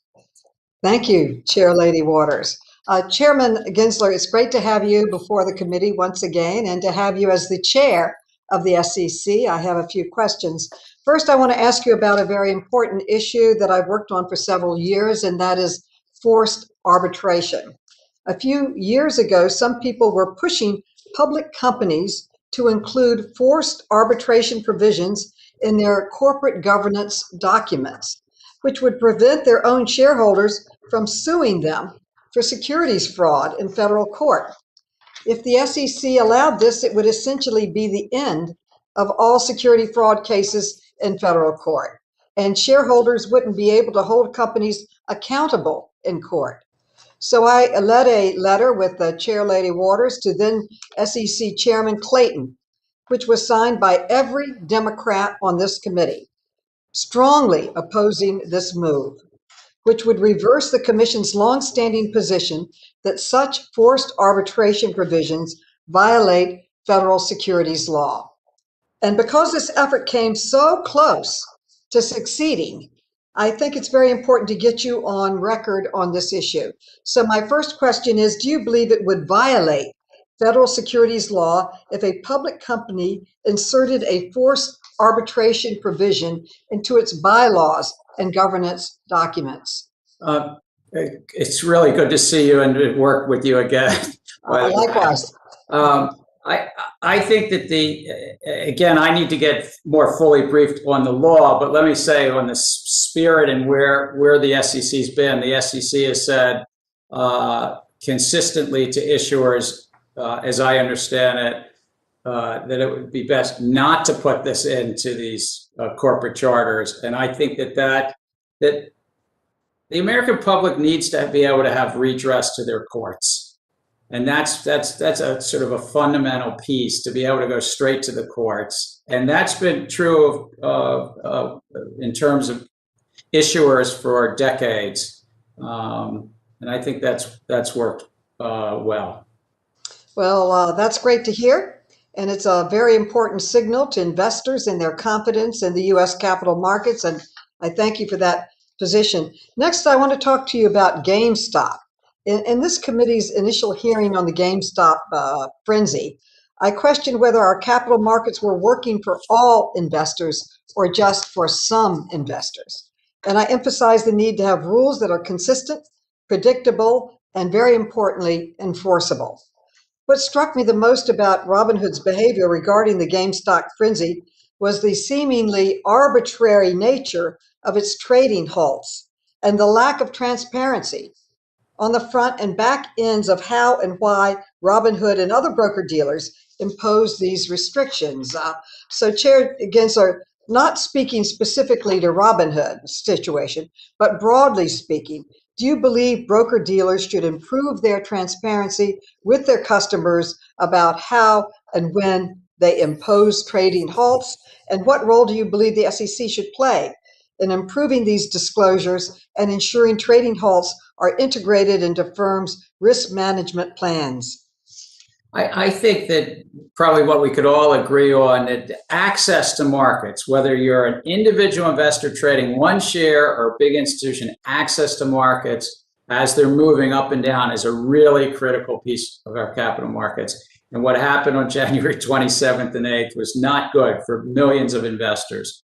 So the transparency you mentioned is important between broker-dealers and their customers. And we've asked, and I think Robert Cook has said already that maybe they're looking at this too, is what's that transparency between and under what circumstances? And secondly, do they have, each of the broker-dealers have enough liquidity to meet their requirements with the clearinghouse, which Michael Botson was talking about earlier? Thank you. And next, I'd like to turn to the topic of corporate board diversity. Along with Chairman Meeks, I've made fighting for women a hallmark of my time in public service, fighting for equal pay for equal work, to bring our family leave policies into the 21st century, for equal rights amendment. And I just left a hearing on maternal Black health. Mr. Meeks and I have also strongly advocated for measures to diversify the ethnic, racial, and gender composition of corporate boards and in executive ranks, because leaders set the tone and they set the priorities. From your perspective, does improving diversity on corporate boards bring a material benefit to companies? Well, I can speak just in terms of what we're doing at the agency. And I do believe that diverse points of view, diverse backgrounds helps in decision making. And we're leaning into that in terms of building a senior leadership at the FTC. Thank you. My time's expired. Has expired. The gentleman from Michigan, Mr. Huizinga, is now recognized for 5 minutes. Thank you, Madam Chair. And before I go into this, I would like to submit for the record a letter from the Private Investor Coalition for the record to the committee. Without objection, such is the order. All right, thank you. Mr. Cook, my colleague from New York was talking a little bit about arbitration and what that would mean. And I'm curious, if arbitration clauses were banned in customer contracts, do you foresee potentially negative consequences on that? And what would they potentially be? Well, thank you for that question, Congressman Huizinga. I believe that if the current status of these clauses in arbitration, requiring arbitration, I just want to be clear, that's not something that FINRA currently imposes. That's something that happens as a matter of contract, and FINRA doesn't have authority right now to address that. That's something that the SEC has authority to address. No, I understand that. Sorry, yeah. I understand that, but FINRA does provide faster, less expensive ways to resolve disputes, correct? Well, I think we work hard to administer an arbitration program that's fair for investors, that's prompt, that's cost effective. I understand that. So you're not willing to say whether there would be a negative impact on that. Okay, I'm going to move on. Mr. Gensler, good to have you back, and appreciate this time. I'm going to ask you a pretty quick, simple question. Is market participation akin to gambling in a casino? It's good to see you, and thank you for the call earlier this week. I think market participation is investing, and it takes risk, and material disclosure behind that risk is important, and a cop on the beat to protect against fraud and manipulation. So I would consider it part of our capital formation and part of risk taking. I don't want to put words in your mouth, but I do want to be clear. So it is not gambling in a casino. It's risk taking, and risk taking can be in different forms. But I'm trying to use my words carefully. The risk in the capital markets is something that Congress has said, let's ensure we don't have fraud, manipulation in those risk-taking markets. Reclaiming my time, I guess. So I understand. We have some people who are trying to portray this as literally walking in and letting chance decide whether you are going to walk out a winner or a loser. That's very different than taking a calculated risk. Okay. While we're, I want to very quickly, I want to touch on BDCs and the acquired funds fees and expenses, disclosure requirements, distort the operating costs of those. And will the commission prioritize trying to fix the AFFE disclosure requirements here very shortly? Again, maybe it's just because I'm in my third week and you used some letters that I wasn't familiar with, but BDCs are business development companies. Oh, I'm sorry. So I still I need to get a briefing, and I look forward to working with you and your staff to understand it better in terms of the fee disclosure that's important to our public markets. Okay, we're happy to get you that information. I want to continue that conversation. So earlier in the hearing, you had talked regarding cryptocurrencies and crypto exchanges. That you said that, I quote, the only Congress can bring greater regulatory protection to crypto exchanges. And I'm curious, if Congress is needed for crypto exchanges, why would it not be necessary for Congress to be involved in specific regs when we're talking about the environment and social issues and governance? I mean, it seems to me that those may not be appropriate just for the SEC to be doing on its own. That does it not need congressional involvement? I think that at the heart of our securities laws is disclosure, and that from the 1930s on, the SEC has had robust authority to ensure that investors have the disclosures that investors wish to have to make their investments. So in that regard, I do think that there's the authorities to move forward on climate and human capital and other disclosure regimes. Reclaiming my last moments here, the acting chair Lee at one point insinuated and implied that people attack companies that say they care about climate should not donate to Republicans and should face securities liability and perhaps even SEC enforcement. I would hope that would not be the attitude of the SEC moving. With that, I yield back, and I look forward to continuing the conversation. Thank you. Thank you very much. The gentleman from Colorado, Mr. Perlmutter, who is also the chair of the subcommittee on consumer protection and financial institutions, is now recognized for 5 minutes. Thanks, Madam Chair. Good to see you all. I have two specific questions I want to start with. One involves delisting what would be, penny stocks, if you will. And the second involves diversity and inclusion, then get into some general questions. So, Mr. Gensler, back in 2005, in response to changing market structure and then new technology, SEC adopted amendments to the penny stock rule that, among other things, requires a stock to have a minimum bid price of $4 a share to initially be listed on a national exchange. And additionally, the SEC has classified penny stocks as securities trading with a value of less than $5. GameStop's stock traded under $4 back in through 2019, and then hovered between 4 and 5 throughout 2020 till the end of 2020, when it began to tick up and then went skyrocketing starting mid-January. And so Colorado, we used to be the penny stock capital of the world, and a lot of abuses occurred during that time frame. Would you agree with my concerns about the potential to manipulate low-price stocks? Yes, there's been a long history. The lower the price, and also the lower the aggregate market value, the fraudsters find that more appealing. The fraudster does. And in fact, earlier this year, the SEC took actions to delist, I think it was about 30 entities that fell into these various categories. All right, with so many more retail investors coming to the market through mass platforms like Reddit and other ways, do you think it would be timely for the commission to examine whether the rules around penny stocks, including exchange listing standards for these stocks, needs to be updated?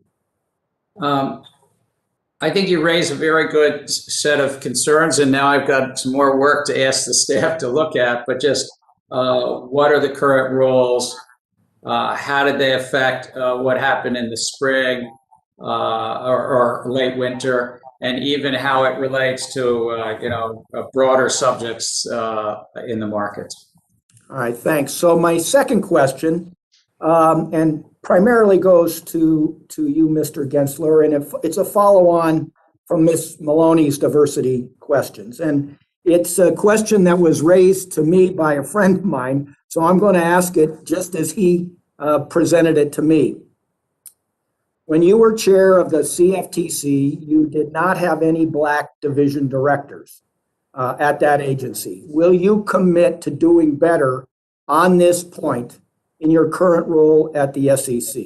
Well, I just not to fuss with your friend, but I actually hired the first chief operating officer as African American in the history of the CFTC, who's done just a terrific job. He's still there, by the way. All right, good. So, but yes, the answer is yes, sir. Okay, thank you. To all of you, I am perplexed by this whole GameStop thing. I mean, in 19 and 20, it was at $4. January 7th, it was at 17. January 27th, it was at 347. And February 9th, it was at 50.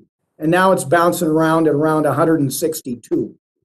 So, I'm concerned about the mass platform and the potential for hyping a stock in that way. I'm concerned about the unfair advantage in order flow. And I'm concerned about the potential harm from short sales. So, Mr. Cook, I'll start with you. If you were to look at those three things, which one bothers you the most? Or do any of them? I think those are all important areas of concern. We are looking at all those areas. I think the one that I think is most novel at the moment and requires our real attention, and we look forward to working with the SEC on this, is the expanded use of online trading platforms, which again can really create better access to our markets and be very good for investors. But how do we make sure that at the same time they're being protected, and that we're making sure that, especially as they may go towards complex products, that is being properly overseen? I think I'd like to talk about the dropping down to T1. Do you think that takes some of the potential for fraud out of the system? Mr. Cook? Yeah, I think that while we fully support reducing the settlement cycle, I'm not sure that in of itself is going to address those types of concerns that you raised. I Okay, think it may thank be a you. different set of issues. All right, thanks, Madam Chair. I yield back. Thank you. The gentleman from Kentucky, Mr. Barr, is now recognized for 5 minutes. Thank you, Madam Chair, and I appreciate this hearing, especially these witnesses who I think bring a great deal of expertise to the topic. Let me start with Mr. Bodson on GameStop specifically. As you noted in your testimony, the temporary restrictions on trading by Robinhood and others were due to the additional collateral required by the DTCC. But those were extraordinary circumstances in an exceptionally volatile market. For the sake of retail investors, of course, we don't want to see, generally speaking, halts in trading to happen frequently or ever again. I do appreciate your testimony that moving to an accelerated settlement could reduce margin requirements and specifically bar charges by up to 40% if we go to T+1. But can you describe how DTCC communicates with brokers regarding their collateral requirements? And specifically, are there ways to improve that communication or otherwise increase transparency to mitigate the risk of repeating this kind of surprise margin call and what happened in January? Thank you, Congressman. Our process for computing the margin and communicating such is laid out in our rules, which include the margin formula itself. There are margin guides. We have a portal that they can use to estimate their margin. You know, the calculation works overnight. It's every day. It's run at the end of the trading day. It takes into consideration market volatility. It looks at specific security volatility, concentration of activity in certain securities. So what you saw in GameStop was almost a perfect storm going through these retail platforms where a lot of buy activity, massive buy activity, 130 times normal volume we saw weeks before, in stocks that were moving around anywhere from 100 to 300% a day, and just highly volatile over this period of time. So the margin calculation reflects the risk that the firm is presenting to us. That calculation is done overnight, and it is communicated the next day automatically by email generation. In the case of Robinhood, there was an additional charge, a capital premium, which was as a result of the fact that their margin requirement was in excess of their net capital, indicating that they were taking on more financial risk than we felt would be prudent. That charge was later waived, but the core margin charge of $1.4 billion, again, it's articulated in our rules. We give their clients a tool. Transparency is always a good that we'll always try to get better at, but we believe that we do provide those tools. Thank you very much. Moving to Chairman Gensler, congratulations on your confirmation. Look forward to working with you, sir. And let me just revisit a question that Mr. Luetkemeyer and also Mr. Lucas asked and kind of bring them together. The regulation by enforcement question from Mr. Luetkemeyer and the ESG disclosure question from Mr. Lucas. We don't want to see regulation by enforcement. We want to see notice and comment rulemaking wherever possible. On March 4th, the SEC announced its new enforcement task force focused on climate, as was discussed earlier, and ESG issues. But it wasn't until March 15th that it issued a request for public comment. And the SEC has not completed its recently announced review of the 2010 guidance. Chairman Gensler, can you explain the sequence? In other words, why is the announcement of a new focus on enforcement coming before market participants know the rules? And will you commit to adhering to requirements under the Administrative Procedures Act and completing notice and comment rulemaking prior to engagement in any enforcement action? So I am committed to complying with the Administrative Procedure Act on rulemaking, and I have said in this hearing and in my confirmation process, I think the market investors do want to bring some consistency and comparability to climate disclosure, human capital disclosure, and moving out and getting that comment. But there are rules of the road that are already in place. The guidance from 2010, our overall securities laws, and we're going to be vigorously enforcing the laws and rules that are in place as they're in place. But yes, I'm committed to using notice and comment for new rules, but we still have to enforce the old guidance and old rules as vigorously as you would want us to. Well, thank you. And I don't have time for this question, but I'm going to be talking to you about horse racing, Chairman Gensler. I represent the horse industry in Kentucky, and we've got a Reg A problem. We want to democratize ownership of securities and racehorses, and look forward to working with you and the commission on that issue. I look forward to that. A different issue than GameStop. That's right, and we just finished the Kentucky Derby, so it's a timely issue. Correct. Thank you. Yield back. Thank you very much. The gentleman from Connecticut, Mr. Himes, who is also the chair of the Subcommittee on National Security, International Development, and Monetary Policy, is now recognized for 5 minutes. Thank you, Madam Chair, and thank you to our witnesses. It's a real pleasure for me to see all three of you before the committee. To the chairman, Mr. Cook, I'm glad you're our cops on the beat.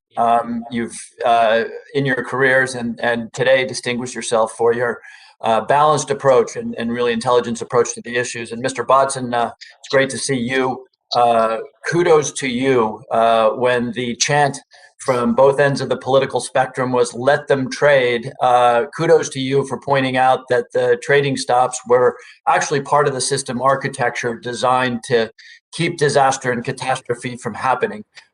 We don't let airplanes fly in horrible thunderstorms, and there will be times when we need to just stop and pause the markets for prudential reasons.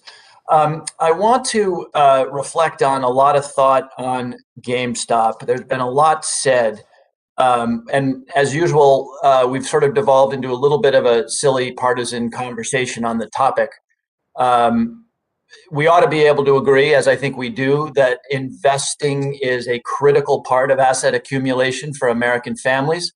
We ought to be able to agree, I have a little problem with my good friend Mr. Hazenga on this, that investing done irresponsibly, that is to say without research, without thought, around companies that you don't know about, will in fact result in a return that begins to look a little bit like the return you will assuredly receive in a casino or on the horse track.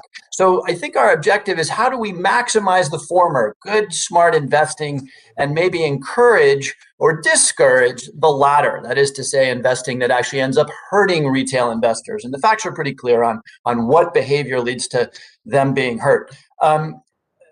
This is a question for Mr. Gensler and Mr. Cook. Having really looked at what happened with GameStop, I'm satisfied that the market will fix itself in the sense that when we do return to a bear market, some people are going to learn some fairly expensive lessons about the fact that the stock market is a risky place to put your money, and that'll all be good. Where I get concerned, though, is when you start talking about a lot of complexity and in particular leverage. So margin.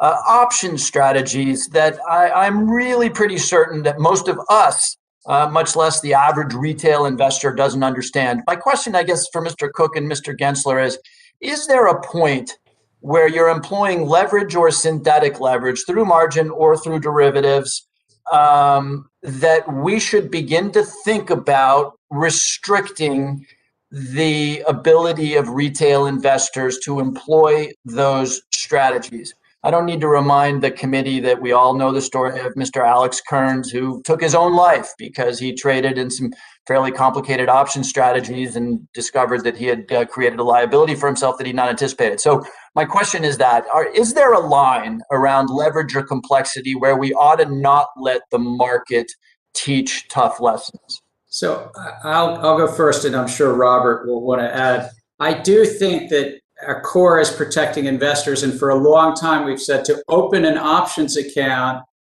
there was more discussion between a broker and that customer. Suitability used to be the words of the art, but and if I've got the words wrong, I apologize in my third week. But basically, they're taking more risk. I would also add, in terms of these apps, these applications that have made it easier to open accounts, in making it easier, we've lost that human in the middle saying, wait, is this appropriate? Is this risk appropriate?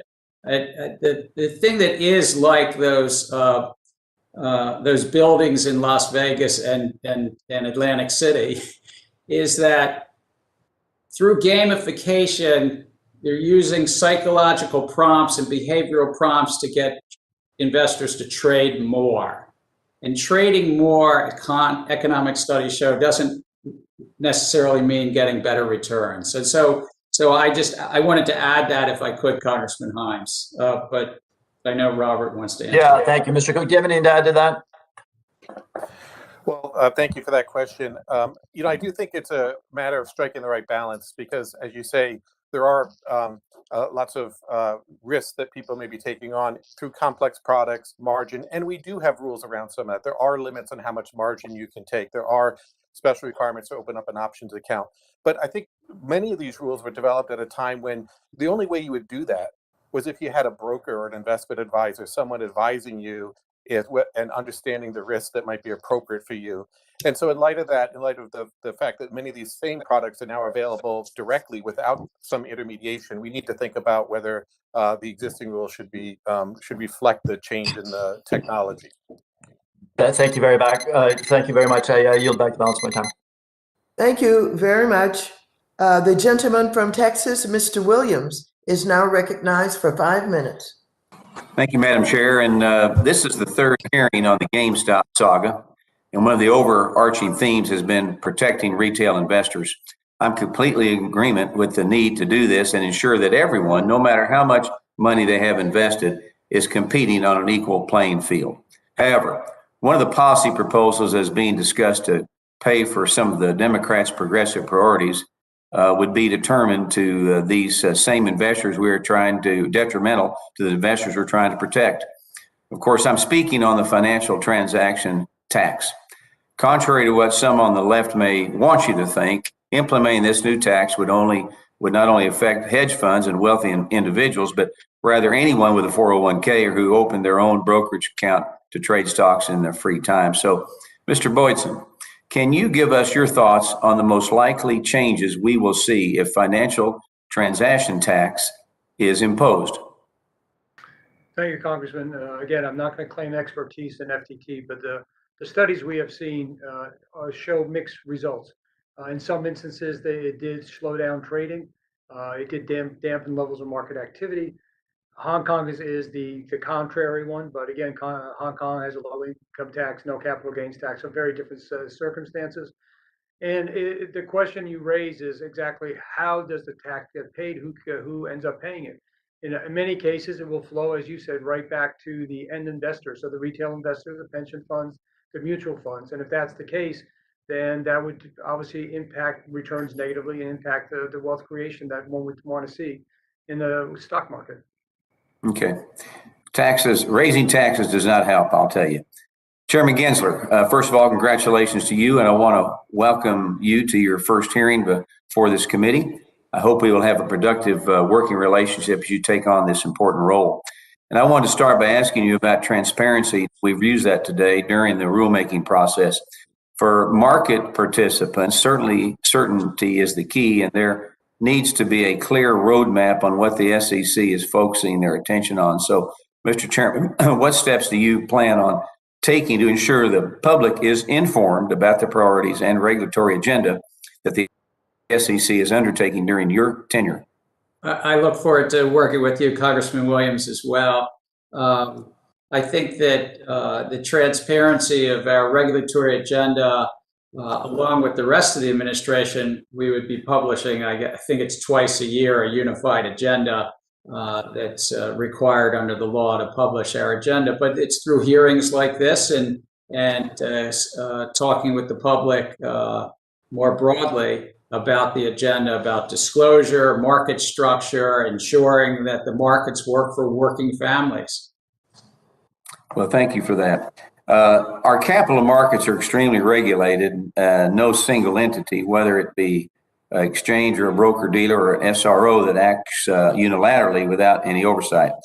As we are discussing broad changes to our capital markets, we must first ensure we all have an understanding about how all the different players interact within the ecosystem. So, Mr. Boydson, for you, can you discuss quickly how the DTCC communicates and it's overseen by the SEC as you are setting margin requirements, as well as how you give notice to your clearinghouse members? Thank you, Congressman. All our margin requirements are reviewed and approved by the SEC. They are subject to public commentary, so if we are introducing any change to the margin rules, there will be a period of time where other members or anybody else that's interested can make a comment, and then the SEC approves it. The models are subject to very vigorous reviews internally by our risk departments, our audit departments. They're reviewed by the board. So we have a very rigorous governance and regulatory oversight of all our models. Okay. I want to thank all of you for participating. Madam Chair, I yield my time back. Thank you very much. The gentleman from New York, Mr. Meeks, who is the chair of the House Committee on Foreign Affairs, is now recognized for 5 minutes. Thank you, Madam Chair. Thank you very much for this timely hearing. And I want to thank our witnesses today, both Chair Gensler and Mr. Cook.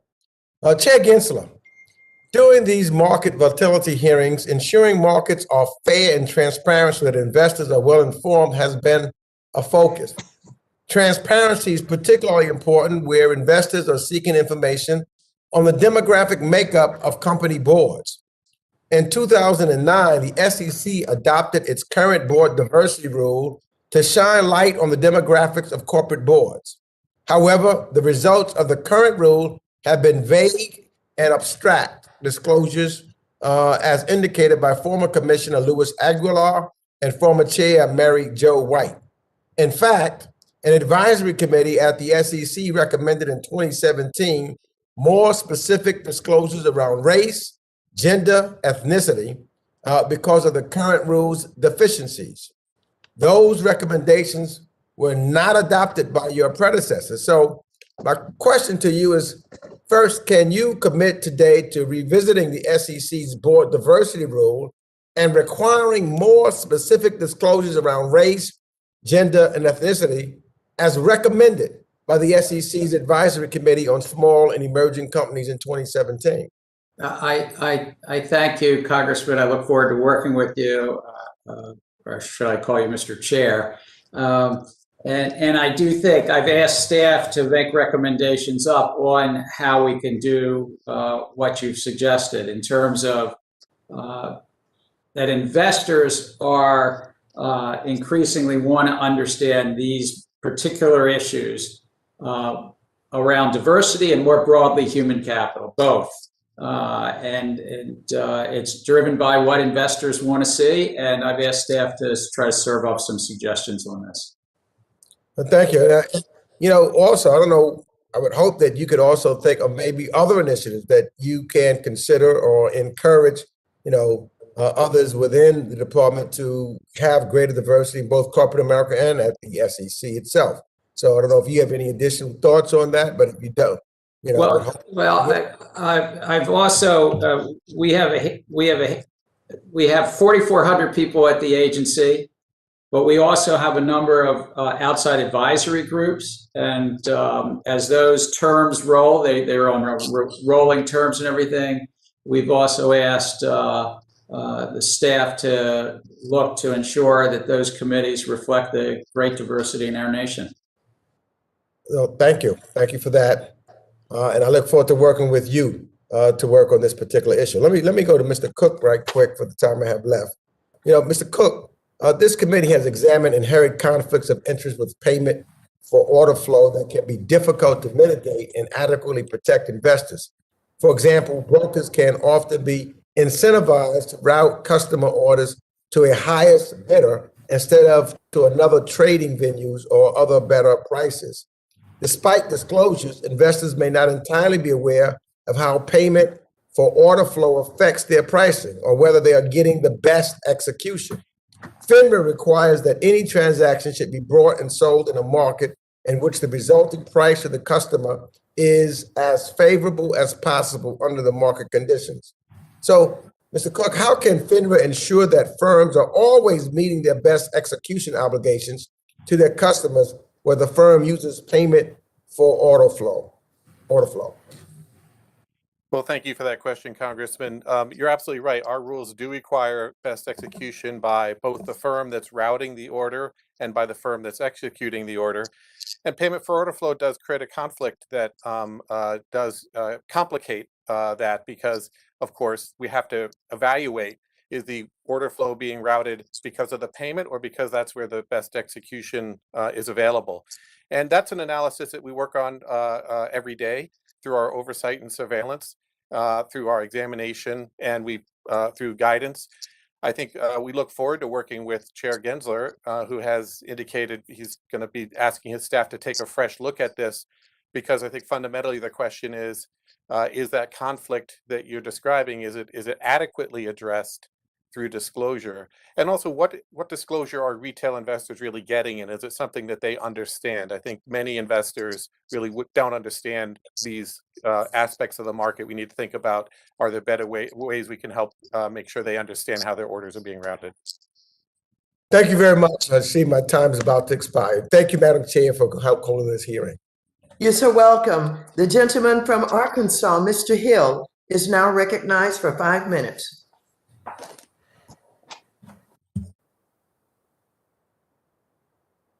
Mr. Hill?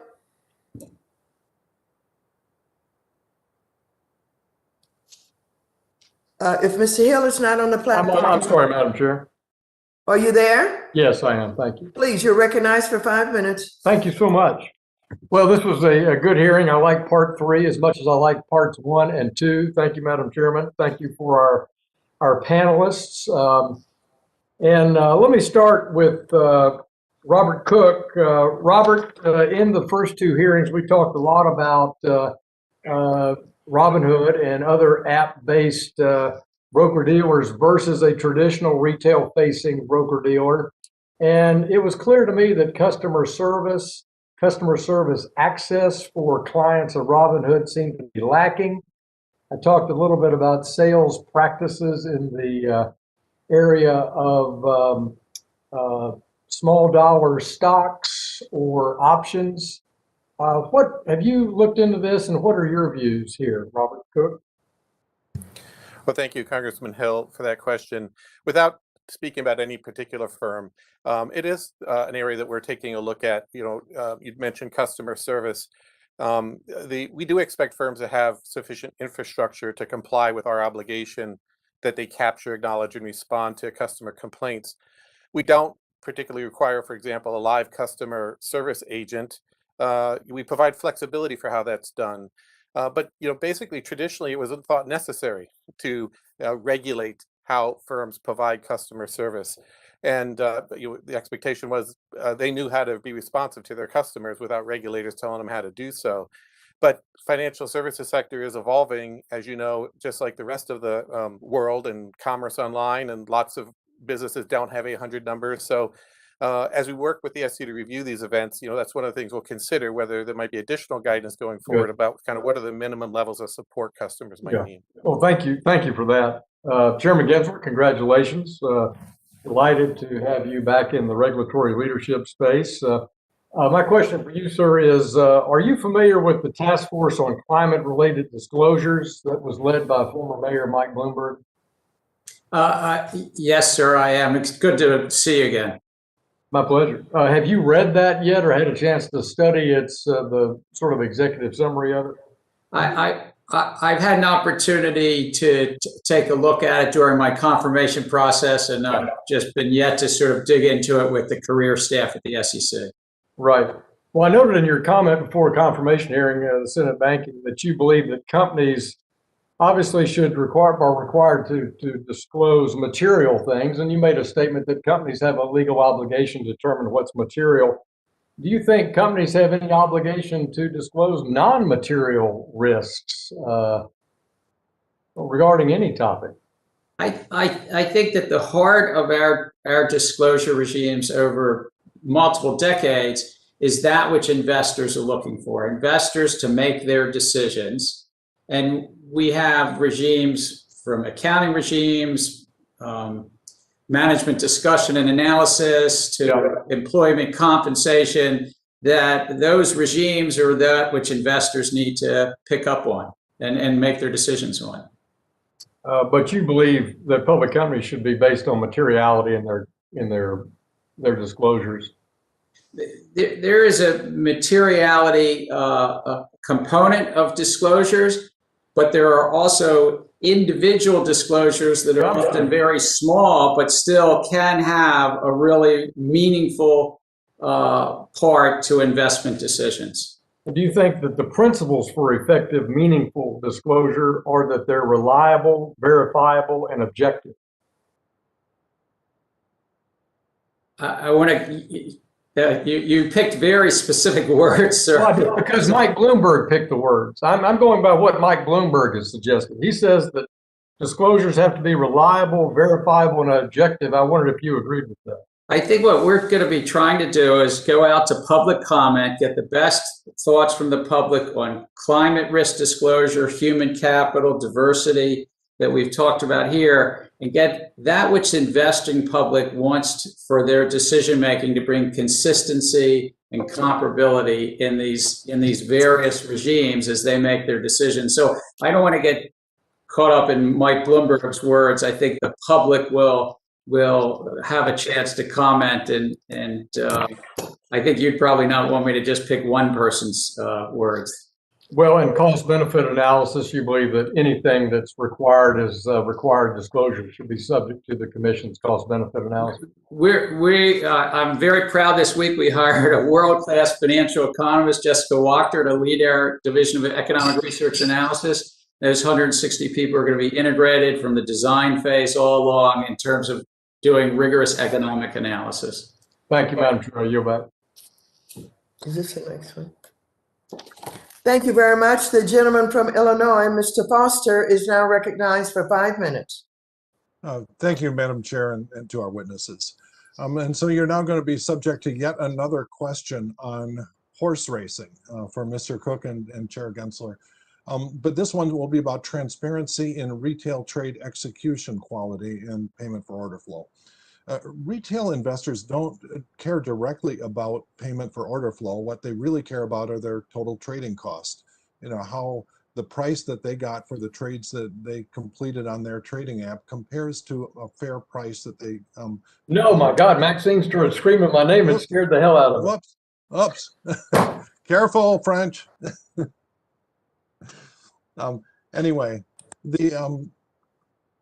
so I'll go back to this. And so what they really care about is, you know, how the price they got compares to what the price they should have gotten or could have gotten on some competing app. You know, the big players, institutional investors, analyze this by, you know, holding horse races between different order execution firms, and small players, retail traders can't do this. You know, they're simply told that they paid no fees, but they can't really compare the execution quality. To do that, they'd need some sort of reference price to know, you know, how the trades that they completed compared to some reference price that presumably could be based on the NBBO or the Consolidated Audit Trail or something similar. And could you comment on the feasibility of providing retail investors with some estimate of, you know, of the quality of their order execution, so that they can use that to choose the app that works best for them in the items that they actually trade? I look forward to working with you, and it's good to see you again, Congressman. I think that you've put your finger on it. There's an inherent conflict if a broker has arrangements and has 2 or 3 sole, you know, source arrangements on payment for order flow, as to whether that payment for order flow is really getting best execution, or, as you say, a horse race. Competition is a really good thing in markets and bringing market efficiency.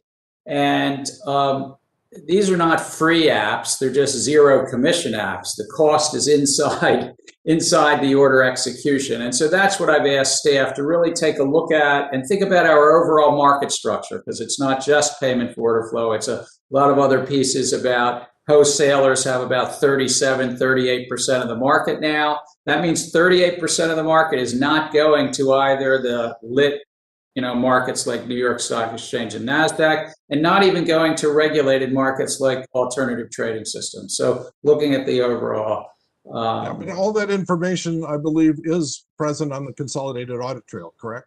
So what I'm thinking about is just some algorithm that runs on the record of completed trades in some time window around when the app claimed to have executed the trade, and then say what would a fair price have been, and report that back to the user compared to the price that they got on the trade they executed, net of all fees and everything else. I look forward to working with you and your staff to understand the specifics of what you're saying. There is some disclosure on a quarterly basis under SEC rules already, but you're talking about more like maybe daily or trade by trade. I'd look forward to understanding trade by trade, or they could collect the statistics over the course of months or years on the time scale that they could realistically transition to a better app.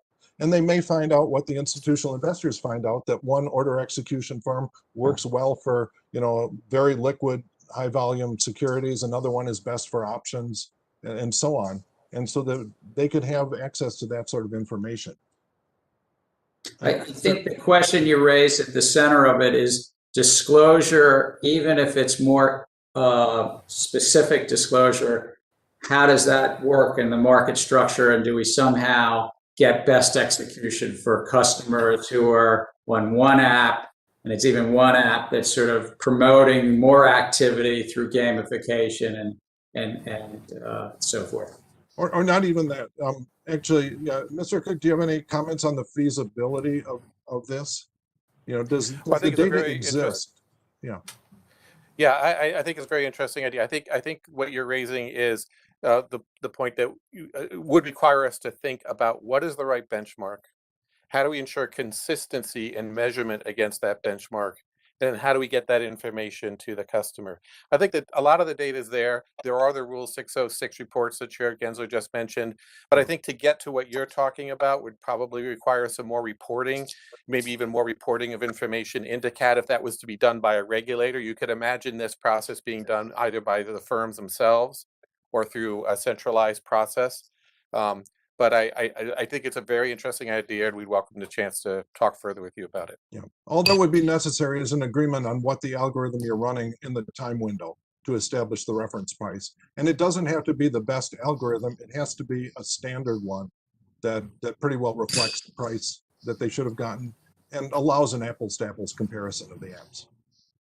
Thank you. The gentleman's time has expired. The gentleman from Georgia, Mr. Laudermilk, is now recognized for 5 minutes. Well, thank you, Madam Chair. Chairman Gensler, I'd like to switch topics a little bit with you and discuss the SEC's consolidated audit trail. Now, when I was in the military, I was in a position in intelligence where I was responsible to protect a lot of highly sensitive data. And we had one principle that we lived by, and that principle was you don't have to protect what you don't have.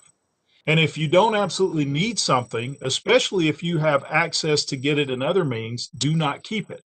Now that's a basic rule of cybersecurity, that you can't disclose something that if you don't actually have it.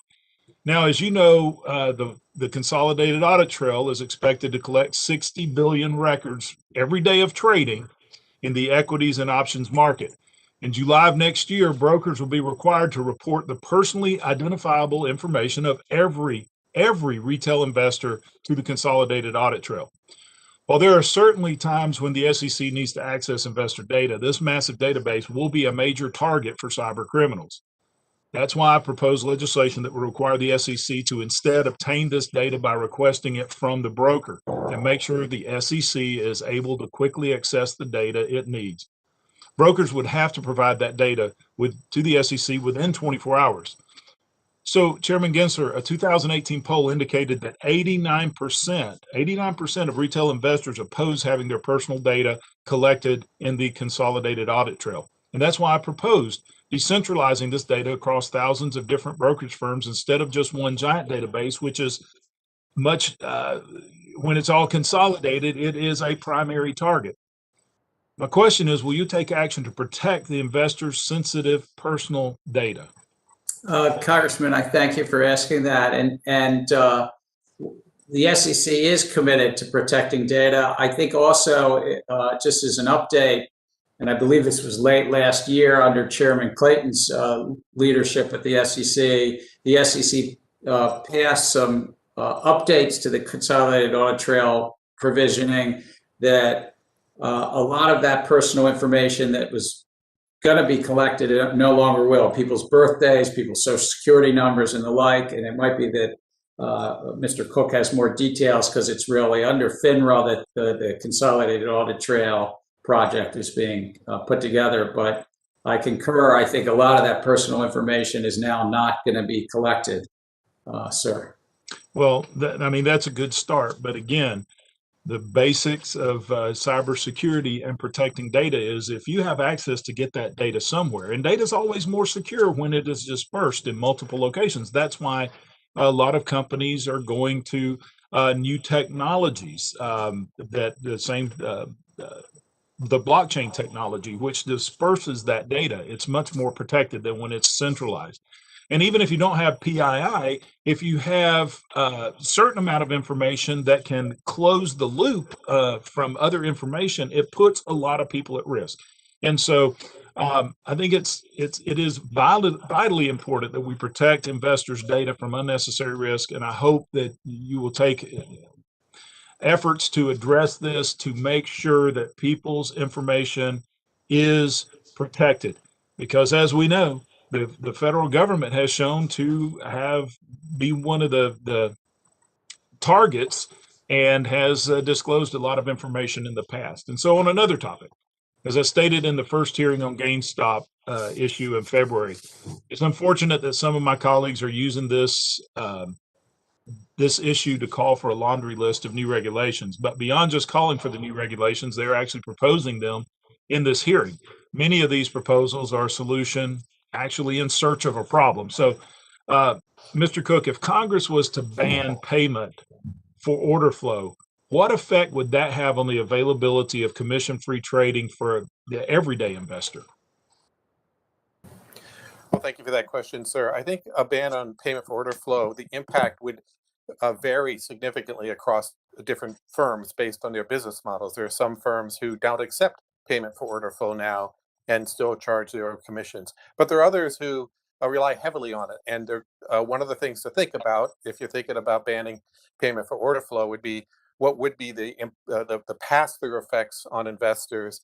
Payment for order flow also does have some advantages that have been identified by the SEC in the past, including the potential for guaranteed execution with some price improvement or prompt execution. But I think this is a very complicated area. I think if the Congress or the SEC were to think about banning, we'd have to think about all the knock-on effects throughout the market structure system. Thank you for that. Thank you very much. The gentleman from California, Mr. Vargas, is now recognized for 5 minutes. Thank you very much, Madam Chair. I want to thank you again for holding not only this hearing, but the 3 hearings. I think it was very important for us to really take a look at what happened at GameStop. The only thing I would ask, Madam Chair, is please don't scare Mr. French again. He seemed to be very frightened at some point, and I would just ask you to be a little more delicate with him. I assure you it was not me. Thank you. He's a good friend to many of us, so please. I know, I was teasing. I do want to thank the witnesses for being here. Again, I appreciate it very much. I was going to ask about the 2 things, the shortening the settlement cycle, the T1, and really if their savings are 40%, and also about market concentration. However, Mr. Lucas first opened the door to ESG, and then Mr. Huizinga kind of kicked it open, and then, of course, Mr. Hill smashed it open. So I have to say that I'm very interested in ESG myself, and I want to ask a few questions about that. Chair Gensler, I don't want to put words in your mouth. I noticed that others tried and they weren't very successful, so I'm not going to do that. But I do want to say this. A very wise man once said, transparency is at the heart of efficient markets. And the same very wise man said, at the heart of our laws are disclosures. Even though you've only been there for 3 weeks, Chair Gensler, I think you know the man who said that. Because of course you just did a little while ago. And I have a bill, and my bill, HR 1187, which passed out of the committee.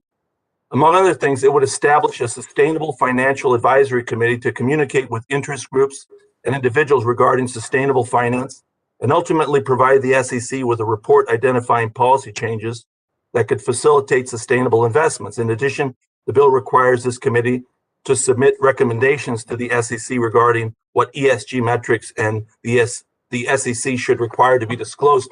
As you know, many companies already disclose ESG metrics, and I think it's very unfair that some do and some don't. I'm curious to know your words without putting words in your own mouth. What do you have to say about that, Mr. Chair? Well, I look forward to looking closely at your bill and talking to your staff about that. But I think that to the extent the broad public is listening to this, please give us comments, even now in an open comment period. It'd be really helpful to understand as investors what you think you need and wish, and you're making your investment decision, your proxy votes and the like, on climate, on human capital, on diversity and the issues that we've been talking about here in this hearing, or other disclosures. And it's really helpful for the agency as we're doing this. I think consistency and comparability are helpful as well. And right now, a lot of issuers are dealing with varying needs around this issue and around the globe, because our companies here, we have to look out to US investors, but our companies are also trying to raise money overseas or operate overseas. And there's a bit of an alphabet soup of different approaches to this. So I think it's important. It's within the authority and mission of the SEC to enhance this disclosure and bring some consistency and comparability to it. Well, that's music to my ears. What I would also add, and I think you've already stated it, but materiality, when they take a look at materiality, it's the investor that gets to decide that, not the company. I think it's very, very important that the investors know this information. But again, I'll put that aside because I know my time is running out. But I did want to ask you about the T+1, Chair Gensler. What do you think? Is there really all that savings, 40% savings there? And if that's the case, why not real-time settlement? We heard that that's probably impossible to do. So I think technology exists to come to same-day settlement. There are real savings, lower cost, and lower risk. The question about same-day settlement is it's still netted, as Mr. Batson pointed out. Netting is a really important piece of the economics, but you could have same-day evening, so to speak, and have it all netted. But there are obviously transition costs. Moving from T+5 to 3 to 2 took time. I note in the 1920s, we were at T+1. So getting back to T+1 100 years later in modern technology, Mike Batson's writing this down. He's saying, "Oh no!" But I want to say that we can get to T+1, we could get to T plus evening, but it will take some time. Thank you. Thank you. The gentleman from Ohio, Mr. Davidson, is now recognized for 5 minutes. I thank you, Madam Chairwoman. I thank our witnesses for lengthy testimony today. It certainly adds value. Each of our three witnesses contributes important roles to ensuring our capital markets operate efficiently and effectively. And I thank each of you for taking such important responsibility. The market volatility we saw. The market volatility we saw in January has more people talking about the clearing and settlement cycle. And during the first GameStop hearing, I highlighted some projects that the DTCC was working on regarding the use of distributed ledger technology to shorten the settlement cycle and enhance our capital market structure. Mr. Bodson, I want to personally thank you and your team for sending me an update on those projects, and I look forward to monitoring their progress. Speaking of distributed ledger technology or blockchain more broadly, I would like to hear Mr. Gensler's thoughts. It is well known that you are a blockchain expert, as evident by your time as a professor at MIT. There are some fascinating videos on YouTube where you're teaching on the subject. If anyone has time and wants to learn more about blockchain technology, I want to get your views on regulation of digital assets. Since 2017, this topic has been a passion of mine, and I've set out a legislative goal of creating a bipartisan and clear, light touch regulatory framework for digital assets that promotes innovation while protecting consumers. The final product was the Token Taxonomy Act, first introduced in 2018 and reintroduced last Congress and now this Congress. It has bipartisan support and always has. The bill has had input from academics at Wharton School of Business, trade groups like the U.S. Chamber, specialized groups such as the Blockchain Association, various state regulators, and plenty of market participants. In 2019, you told me, Chairman Gensler, that the SEC has been slower than I think we want, quote, in terms of creating a regulatory framework for digital assets.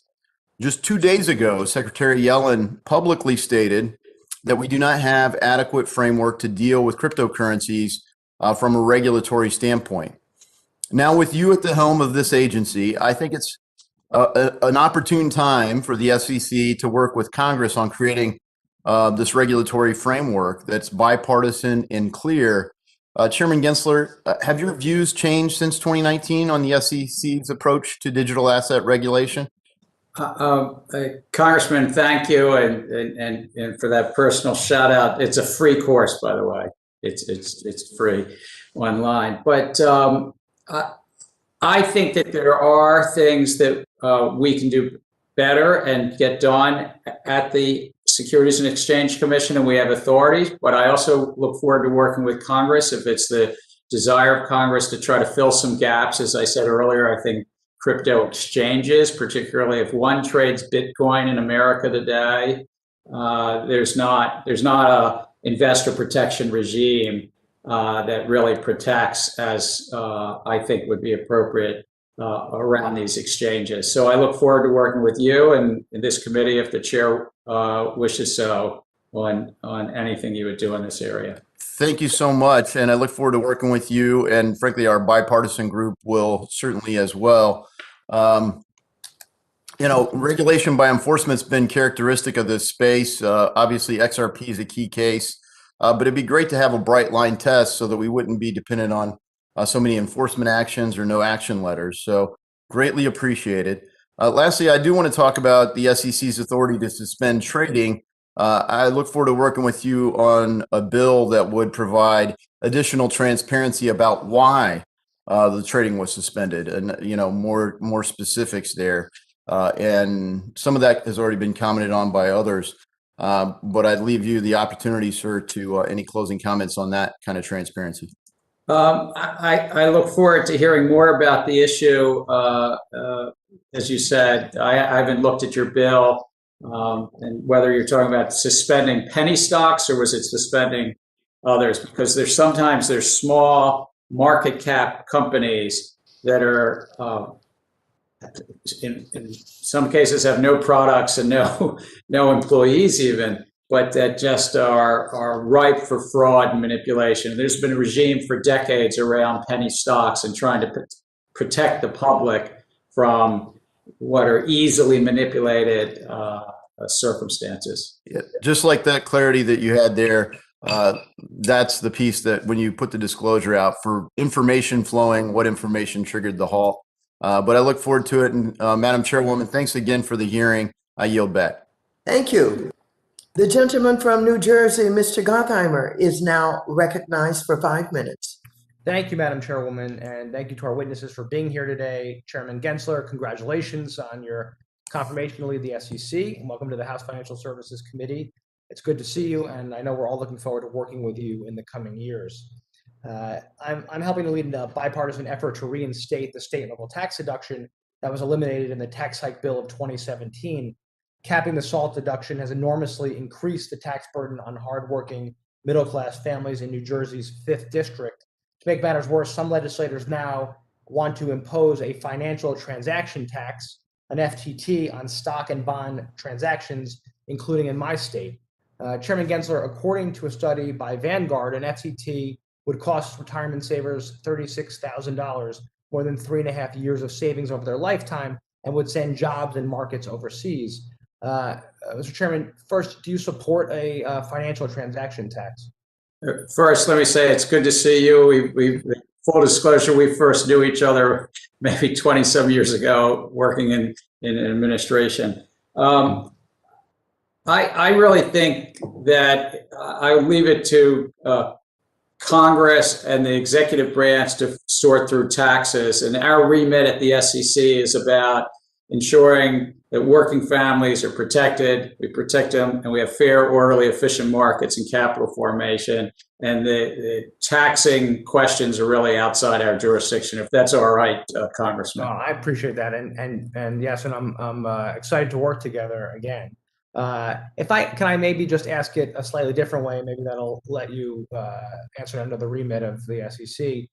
Are you concerned about an impact it would have on the markets, on pushing markets overseas if we did any kind of new levy? There's a lot of concern that it's so easy, given technology, to move the back end of these processors overseas, which is kind of what we were facing in New Jersey.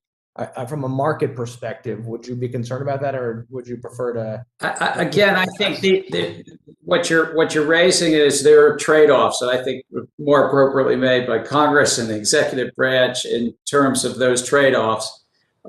We do have a modest fee. It funds the agency. It's about $2 billion a year that we've had. So, but whatever trade-offs beyond that, I think I'd leave to the appropriate, the White House, Treasury, and Congress. Thank you, sir. Separately, if I can ask you about investment broker-dealers are, as you know, legally required to offer best execution for their clients and to provide the most advantageous order execution for their customers, given the prevailing market environment. However, as you know, there's a perception that the practice of payment for order flow creates a conflict of interest between brokers and the investors they serve. Do you believe that payment for order flow presents a conflict of interest too significant to be adequately addressed by regulations such as enhanced disclosures or strengthening best execution obligations? So you raise a good question, because we found conflicts in various enforcement cases, like one that we followed in September, where the wholesaler was literally saying, well, you tell me, I can pay you more to the broker, I can pay the customer more. So we know, at least from that case, this inherent conflict is there, and whether we can address it enough through disclosure, or it sort of implicates the broader market structure. And I've asked staff to think about that broader market structure, and not just the wholesaler payment for order flow, but also the exchanges through rebates, and just how's this market structure that's led to concentration. So right now we have a pretty highly concentrated and growing concentration in the retail order flow. Economics tells us competition lowers costs to investors. Well, I appreciate that, and I really appreciate that you're hopefully going to get input from stakeholders before taking any action, and I like that you're asking the SEC to do so. Lastly, as Warren was saying, and building on your professorial acuity in the cryptocurrency space. And by the way, I've really enjoyed our conversations on this, because I think it's wonderful to have somebody with your level of expertise at the SEC, given the competitive marketplace. And I think it's really important that we take the lead here and not cede the lead to others in the world on fintech and cryptocurrency. Markets continue to grow and innovate. I would hope, and I think I know the answer to this, but commit to providing clarity for market participants in the crypto space and working with stakeholders to ensure that we don't lose our nation's place as the #1 country for innovation and technology. Just making sure that it's that clarity that I think is so important. Congressman, I can't agree. Our capital markets for decades have been part of our economic success story. And technology comes along, markets change, but we want to make sure we enhance our rules and get ahead of this in the crypto space as well as in the traditional security space, and always refresh our rules. Thank you. I yield back. Thank you so much. Good to see you. Thank you. The gentleman from North Carolina, Mr. Budd, is now recognized for 5 minutes. Thank you, Chairwoman. And Chairman Gensler, welcome and congrats on your new role. following up on the crypto conversation. In all my conversations with crypto industry leaders, they mentioned a lot of the same priorities: the need for a coherent, clear regulatory framework, clarity for legacy institutions to offer DeFi products, and even regulatory steps to offer a Bitcoin ETF. But the US's lack of clear guidance is both a competitive disadvantage and it's a national security concern. So as you know, this is a complex issue, but I hope you're going to be willing to work with Congress as we talk about some of the steps to be taken. So there's a strong group of bipartisan lawmakers and regulators that want to help solve the issue. But I'd just like to turn it back over to you and see what would you like to work with in this area in regards to blockchain and cryptocurrencies. And I appreciate the other members coming before this that have mentioned cryptocurrencies and blockchain. I thank you. I look forward to working with you and any member of this committee and your staffs. I think that there's a lot of authority that the SEC currently has in the security space, and there are a number of cryptocurrencies that fall within that jurisdiction. But there are some areas, particularly Bitcoin trading and large exchanges, that the public is not currently really protected on these crypto exchanges trading just Bitcoin. And so that would be one area I would highlight. Very good. Second question is the GameStop episode, switching back to actually talking about GameStop, it highlighted the need to revisit settlement times. So it's understandable that any move away from T2 will need full industry support, but the struggle of moving from T2 to T0 settlement times, it's not lost on me.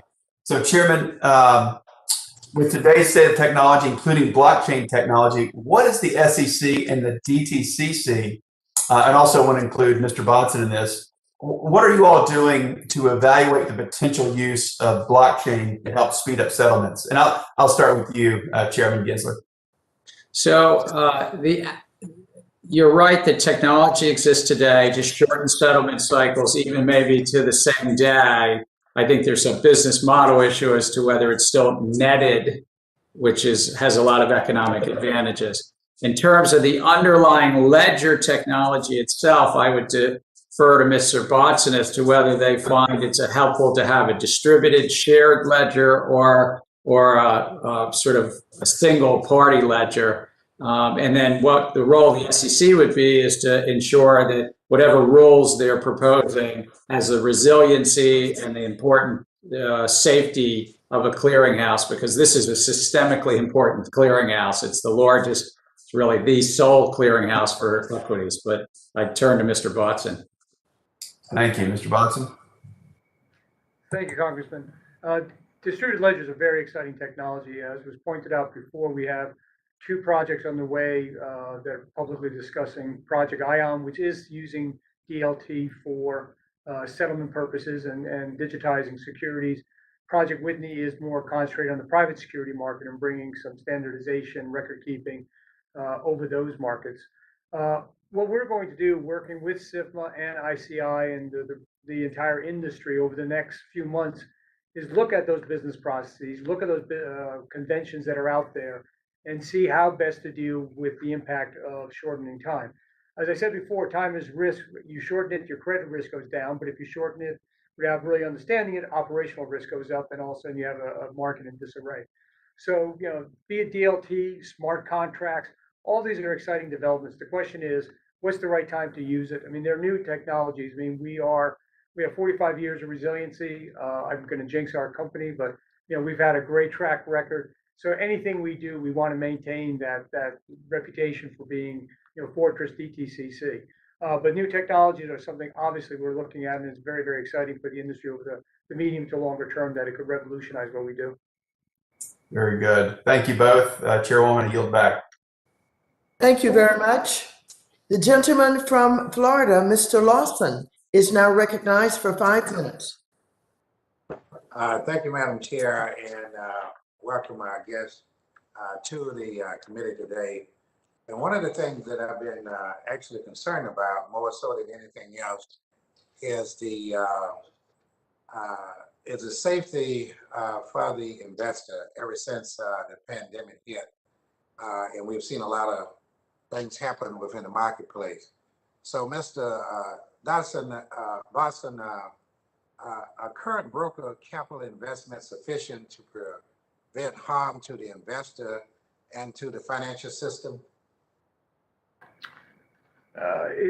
Thank you, Congressman. It's a difficult question. What we saw during this period of time is obviously our requirements went up tremendously as a result of the market conditions, which were unseen. I mean, I have to be truthful that I've been in this business for 40 years, never seen this sort of concentrated activity in a series of stocks and the impact that it had on the market, therefore in the clearinghouse. What we want to make sure that people understand is our collection of the margin protects everybody from almost everybody. So, we talk a lot about what happened with Robinhood and their meeting the margin charge, which they did, and they've remained in good standing.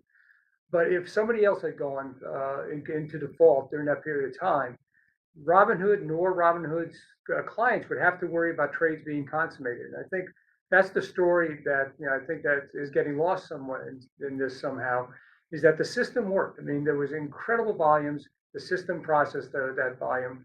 There was big changes in margin.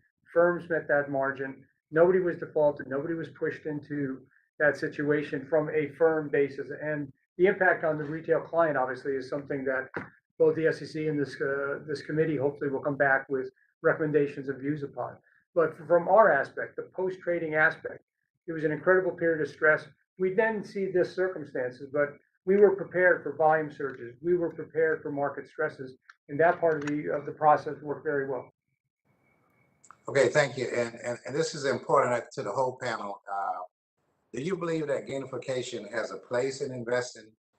And if so, what guardrails should be in place to ensure investors are protected? So, Congressman, I thank you for asking that. This term gamification, which means embedding game-like features into applications, does not just relate to finance, it relates to our whole online existence. And if I might say, the streaming apps figured out some time ago that I'm kind of a rom-com guy. Here, I admitted it on open air. I see a number of members are looking up. You thought I was a thriller guy, but rom-com. But, if I watch a rom-com that they recommend and I lose an hour and a half and it was a lousy rom-com, it's all right.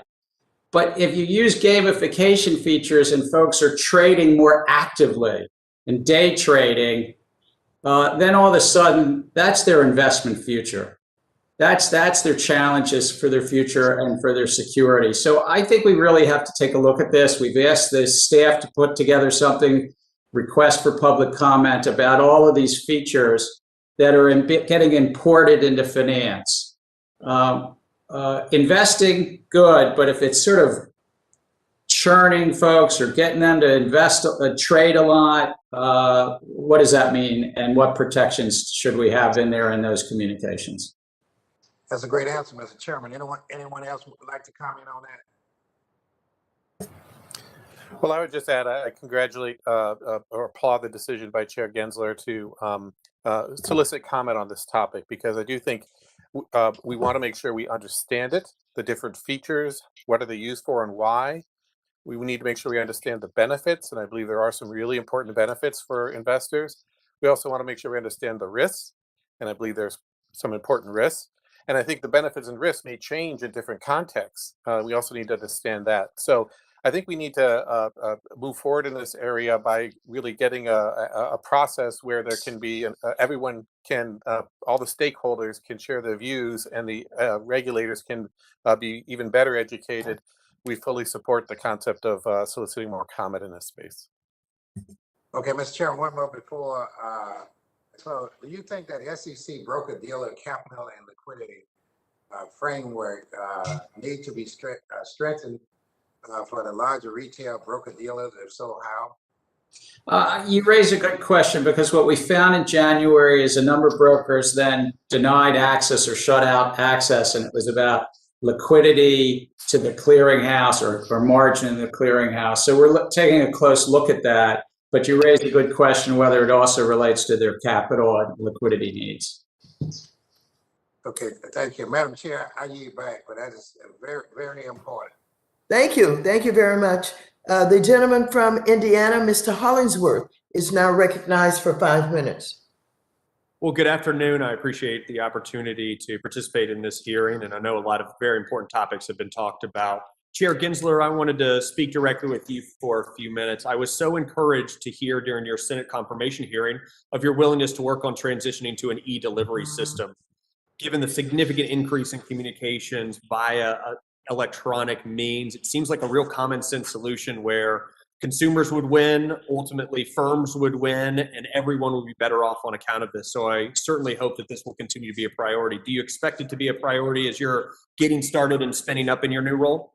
I thank you. Yes, I was honored in the late 90s to work with Senator McCain on which was the e-signature bill that President Clinton signed. And so I think these are ways to bring efficiency. And look, the last 14 months, we've been working through this pandemic largely because of some of those earlier reforms.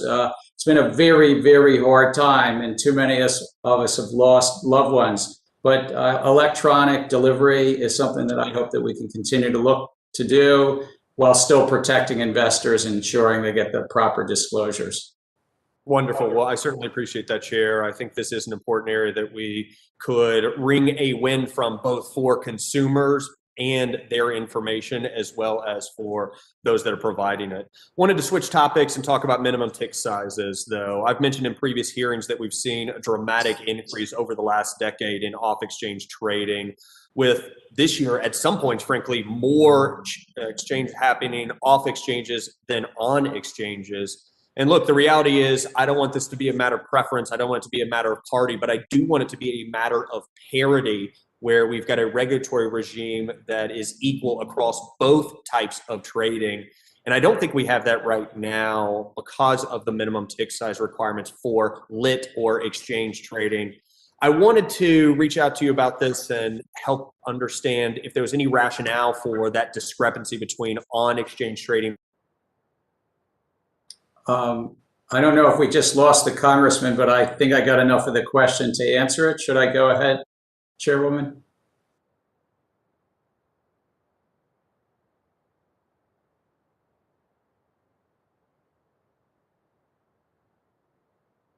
I don't know if... Go right ahead. All right, thank you.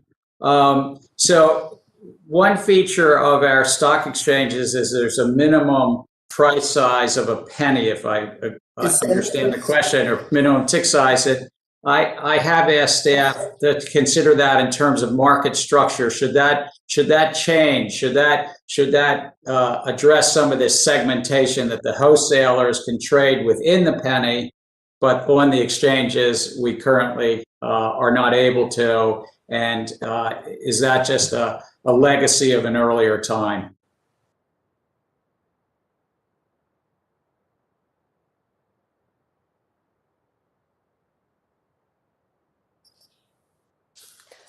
The gentleman from Illinois, Mr. Caston, is now recognized for 5 minutes. Thank you, Madam Chair. You caught me by surprise with the technical glitch there. I really appreciate you all coming. Chair Gensler, I'd like to dive into some of the weeds here on payment for order flow. And I want to frame this in the context of Robinhood because it's top of mind in this hearing, but I think it's more illustrative of some challenges than the specifics for them. Number one, I would just point out that last year Robinhood was paid $65 million in fines for failing to disclose their reliance on payment for order flow as a revenue stream, and 65 million, 65. By comparison, they earned $91 million in payment for order flow revenue in the first quarter of 2020, $180 million in the second quarter of 2020, and $331 million, 5 times the fine, in the first quarter of this year. Now, you weren't at the SEC, and I'm not going to ask you to comment on that, but I would just make the observation that if the pain of the fine is so much lower than the benefit of the crime, I'm not sure it has the kind of deterrent property we would like. Now, in our hearing with Mr. Tenev, he noted that their payment for order flow agreements are structured where their revenue is earned as a percent of the spread earned by the wholesalers. Now, leaving the question of payment for order flow broadly aside, that seems to me like a total conflict of interest. The structure of that agreement puts the interests of the wholesalers and the brokers directly at odds with the investors, does it not? Well, I think you highlight two really important points, if I may. One is that an enforcement regime, we should, I believe, without fear or favor, lean in to individuals and corporations and hold them accountable. And that what you're highlighting is sometimes just a dollar payment doesn't fully address holding companies or individuals accountable and change the behavior in the market. As to the behavior itself, what that finding in that case in December showed is that there was an inherent conflict, that there was the wholesaler saying, well, which way do you want me to go on this? It's either you or the investor. And so that's why I've asked staff. I think that we have to take a holistic look at the market structure and see whether, not only whether customers are really getting best execution, but how the market structure can be addressed to get that, and also address some of the increasing concentration in the markets. Well, I appreciate that, because again, it's the structure. It's one thing to be paid 10 cents a trade. It's something else to say I'm going to get a percent of the spread. So the second point that Mr. Tenev said in those hearings was that, at least for their options orders, that they only route trades to the 4 firms listed on their 606s that they have payment for order flow contracts with. To my mind, I don't understand how that's consistent with the best execution obligation if you are consciously not even talking to firms who might be able to do this but don't pay you a fee on it. Would you agree that again, I'm talking about the structure of how you implement your payment for order flow, not the concept generally? I think that you highlight a very good point, that in circumstances where you don't have that, then a broker sort of says, all right, I've got to institute best execution, and goes out and surveys. I think it was earlier, some congressman said it was a horse race, but you can go out and you can kind of say, all right, now I think it was Congressman Foster, but I'm be sure, who can I go out and sort of find the best execution rather than a limited 2 or 3, or in this case, 4 firms that are sending money back to the broker. Okay, well, I'd like to then just tie this all to the gamification question, because I think all of us on this committee, regardless of party, want to see U.S. investors create as much wealth as possible. And I don't think any of us have evidence to suggest that retail investors, with high trading frequency come out better than retail investors who, just invest in index funds and are long hold, other than a couple lucky casino winners. And yet that is precisely what gamification is designed to do. And so if you couple gamification with an incentive based on the spread, and you couple that with only funneling money to people who are on the spread, it seems to me like I cannot conceive of a world where you are also fulfilling your best execution obligation. So in the time we've got left, what tools do you have to enforce compliance with folks who are violating that best execution? And can you commit to making sure that the fines are commensurate with the gains from the crime? Well, that is certainly what we're going to lean in to do. I think that without fear or favor, and it's not just about the firms, but individuals, and about sanctions and bars, and when needed to have orders that make sure of that.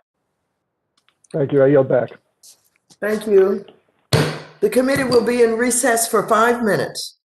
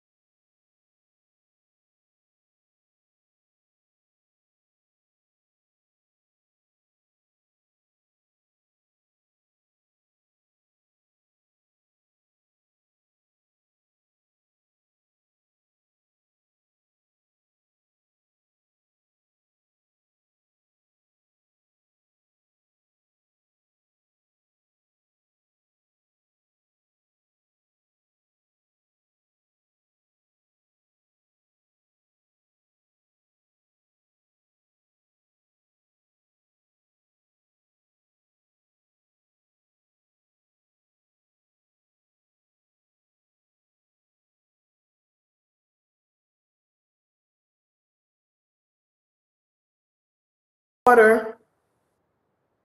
The gentleman from Ohio, Mr. Gonzalez, is now recognized for 5 minutes. Thank you, Madam Chair, and thank you to our esteemed panel. Mr. Gensler, I want to start with you and thank you for your testimony and your thoughtfulness in today's hearing. It's our first time interacting, and it's great to meet you. I want to start with the Archegos situation. So, as you know, under SEC rules, any person or firm who acquires greater than 5% ownership of a company must publicly disclose, and then greater than 10% additional disclosures. Archegos via swaps had exposure, though not ownership, in excess of those triggers, and therefore they didn't have to disclose. Obviously, once the underlying shares started to tank, there were margin calls which they couldn't make, and then we had the disorderly liquidation. So my question around this is, from your view, how do we solve this going forward, and should the disclosures be triggered instead by exposure as opposed to outright ownership? Would that solve it? And if not, what sort of ideas? I think you raise a very good point, and Congress anticipated this in reforms passed 12 years ago in the Dodd-Frank Act and gave authority to the SEC with certain conditions, but authority to bring what's called securities-based swaps into these regimes. So there's 5 and 10% disclosure. I've asked staff to try to prepare recommendations for the full commission. I think this Archegos circumstance where this family office had well in excess of those numbers shows some of the market-based and systemic-based reasons why, even if they didn't have the vote, it was an important set of exposures. Right. And then with respect to this situation, from a systemic risk standpoint, do you think that Archegos was close to a long-term capital management style dislocation, or was it more a blip in the radar? Where are you on that? And I know it's a very good question. I guess I've been around finance long enough that I was asked by then Secretary Rubin to visit long-term capital management in 1997. I don't know all the figures, but this was smaller, and it's 24 years later, than that circumstance had over $1 trillion of derivatives contracts on about $4 billion of capital. So it was highly levered. This was levered, as earlier members of this committee have said, pretty levered up, but I don't think it was quite at that level. But you raise a good point. There's systemic implications that we have to take the lessons, even when the system holds, take those lessons and adjust our rules. Okay, thank you. And then, with all the volatility that we've seen in the last year, whether it's GameStop or Archegos, I'd be curious what your thoughts are on the effect of the zero interest rate environment and sort of the messaging around it, basically saying, hey, look, we're going to keep it low for as long as humanly possible, and what that's done to risk-taking in general and leverage in particular. Just sort of your thoughts on that.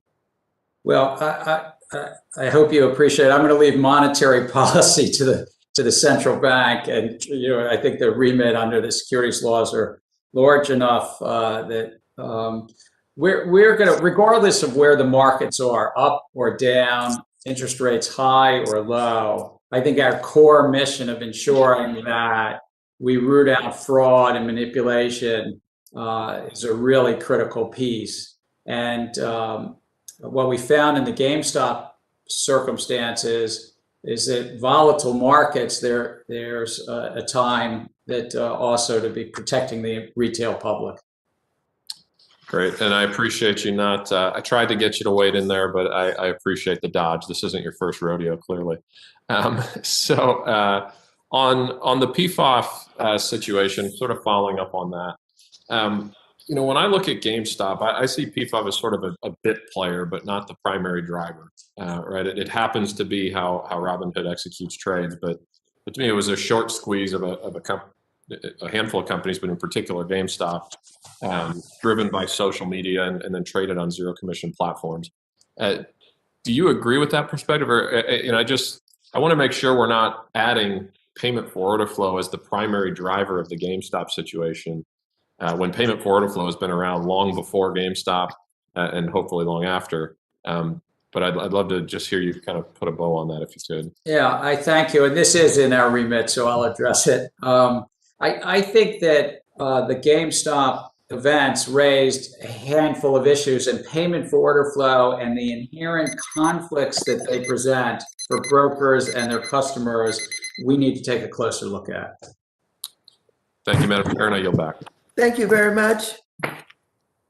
The gentlewoman from Iowa, Ms. Axney, is now recognized for 5 minutes. Thank you, Madam Chair, and thank you to the witnesses for being here. Chair Gensler, it's great to have you confirmed and have the SEC back at full strength.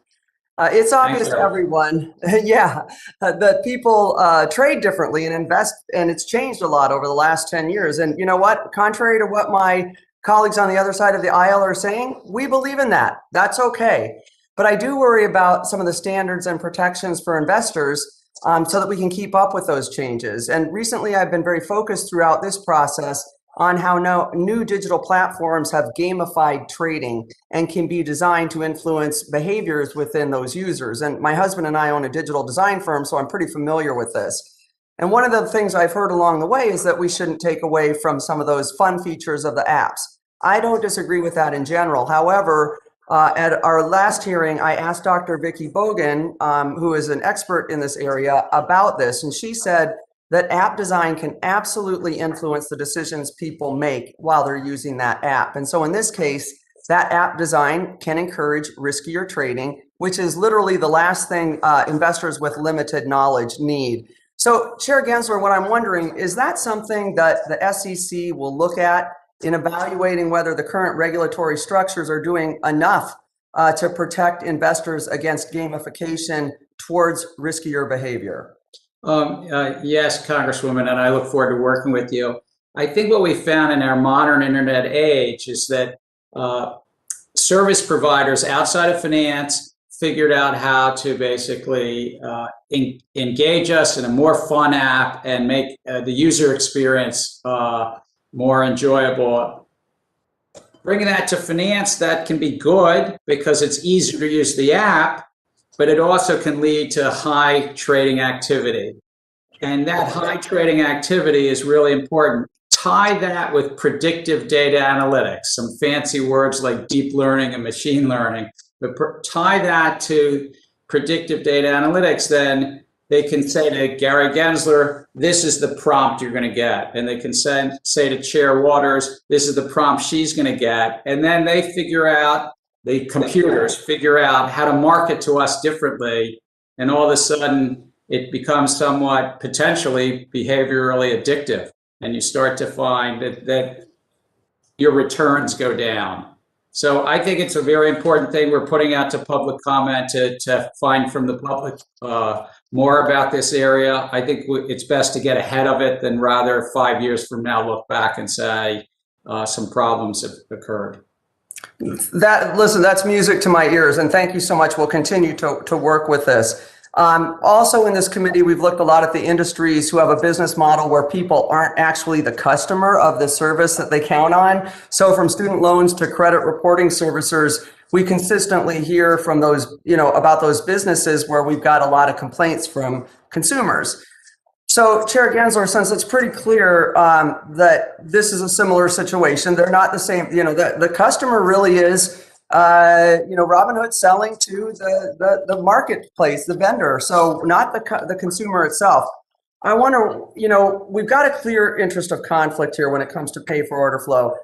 And one of the things that is pretty clear from both news coverage and from these hearings is that this business with this is much of a conflict here. We don't have enough transparency around the PFOF, both for public and for policymakers to even understand. And I've had back and forth with Robinhood's CEO on this, and he said he'd send us that information for the PFOF.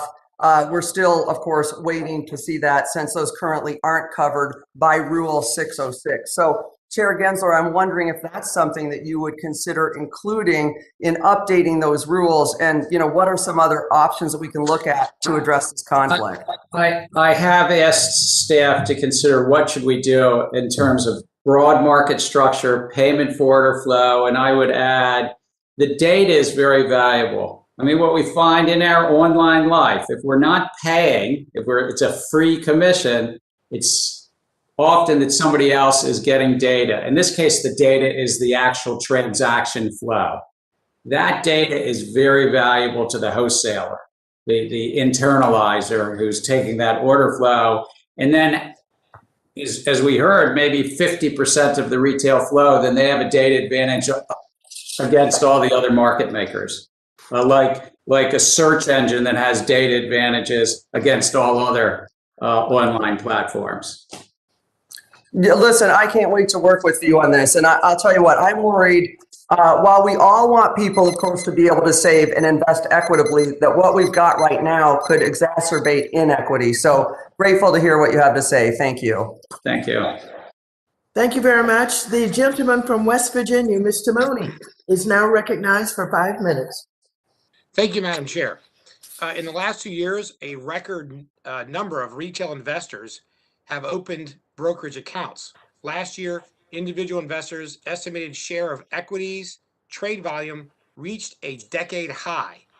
Although financial outcomes for individual investors will vary, I see increased participation in our capital markets as a positive development for wealth creation.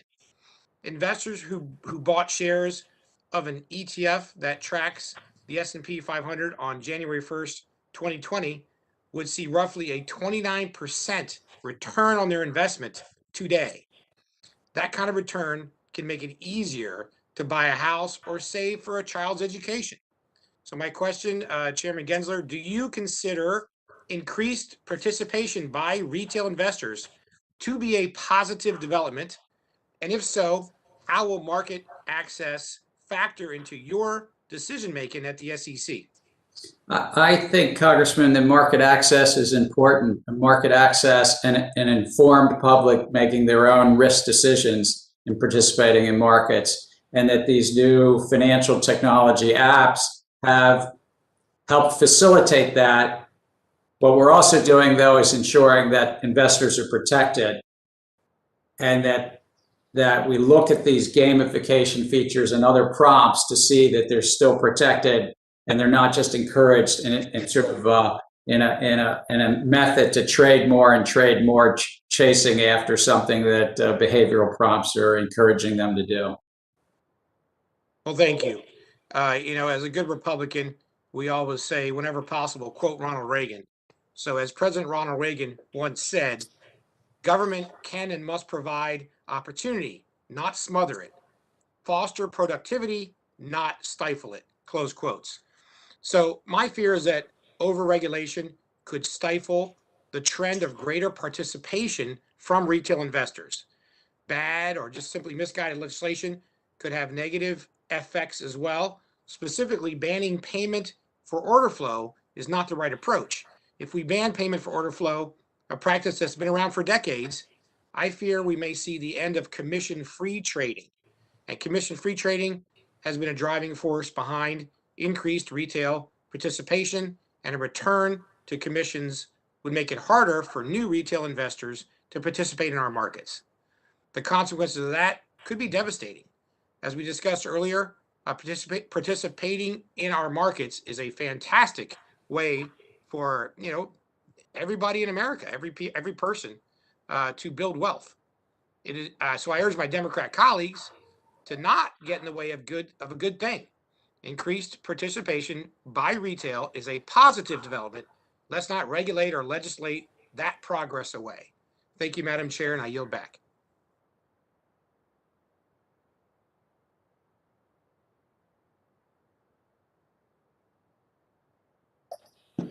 Thank you very much.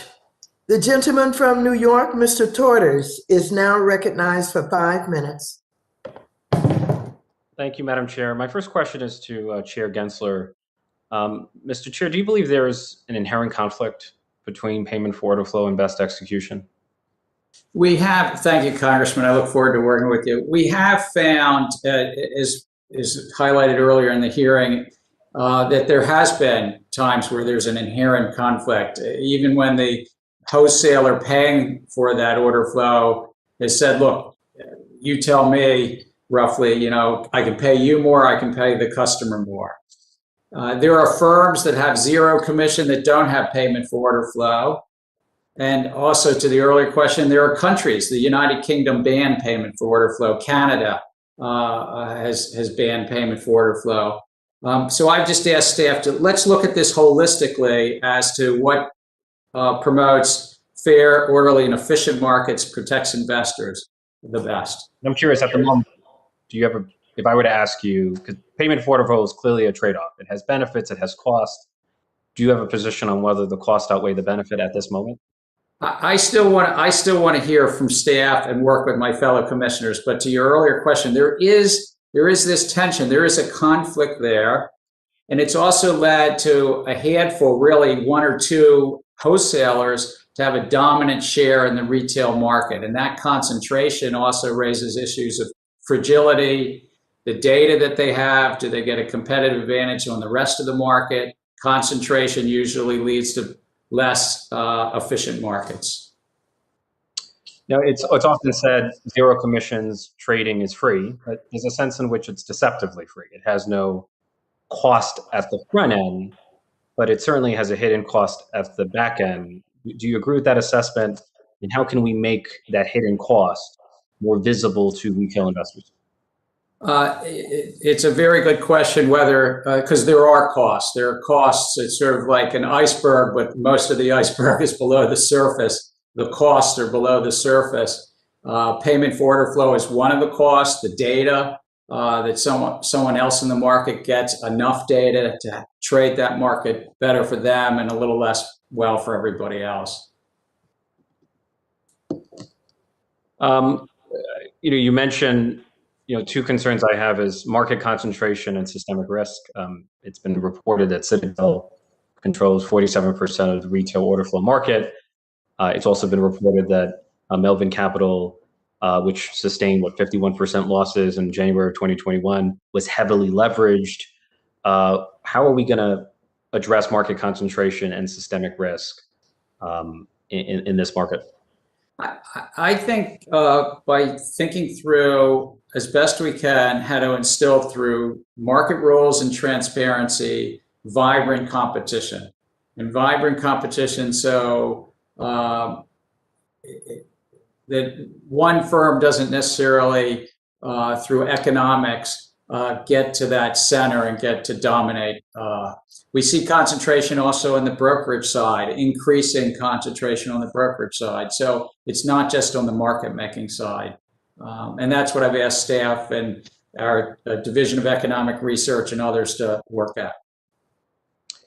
And as you know, there was controversy around Robinhood's decision to restrict trading. I've heard the arguments. I, for one, actually find the arguments to be reasonable. It seems like Robinhood would have had the inability to meet margin call. But it raises a larger question for me. It seems to me the ability of a broker to restrict trading appears to be absolute. I'm wondering, should there be any limits on the ability of a broker to restrict trading to ensure that it's done reasonably and that there's no abuse of power?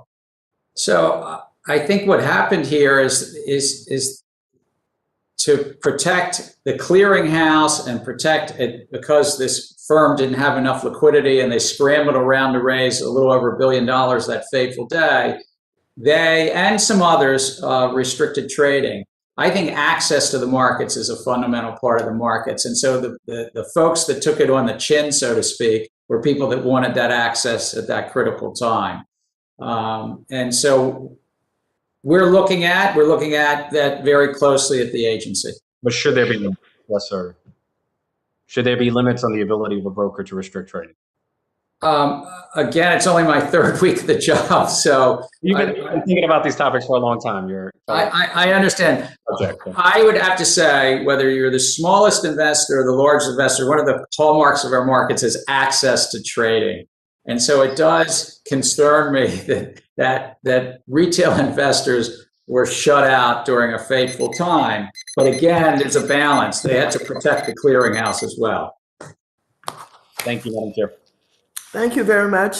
The gentleman from Tennessee, Mr. Rose, is now recognized for 5 minutes. Thank you, Madam Chair and Ranking Member McHenry, and thank you to our witnesses for your testimony and participation in today's hearing.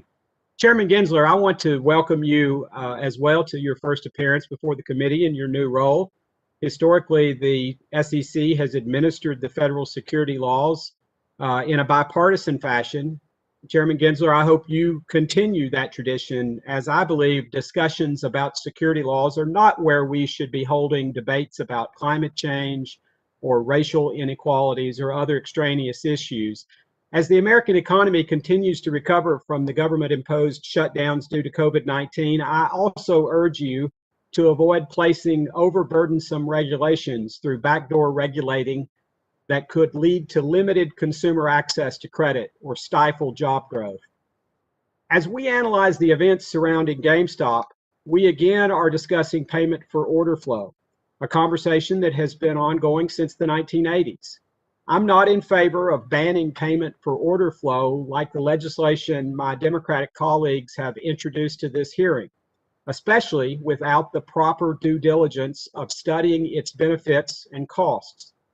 The updated reporting requirements released in 2018 were a good first step, a good step forward, but I think we should continue to investigate if those changes are providing the necessary transparency for investors. Chairman Gensler, in the previous hearing, I asked one of our witnesses what reforms he thought the SEC should implement or could implement with respect to payment for order flow to increase transparency for retail investors, and he suggested more granular 606 reports, specifically doing more to provide better public transparency of best execution. Are you looking into additional changes to those reports? And if so, what changes?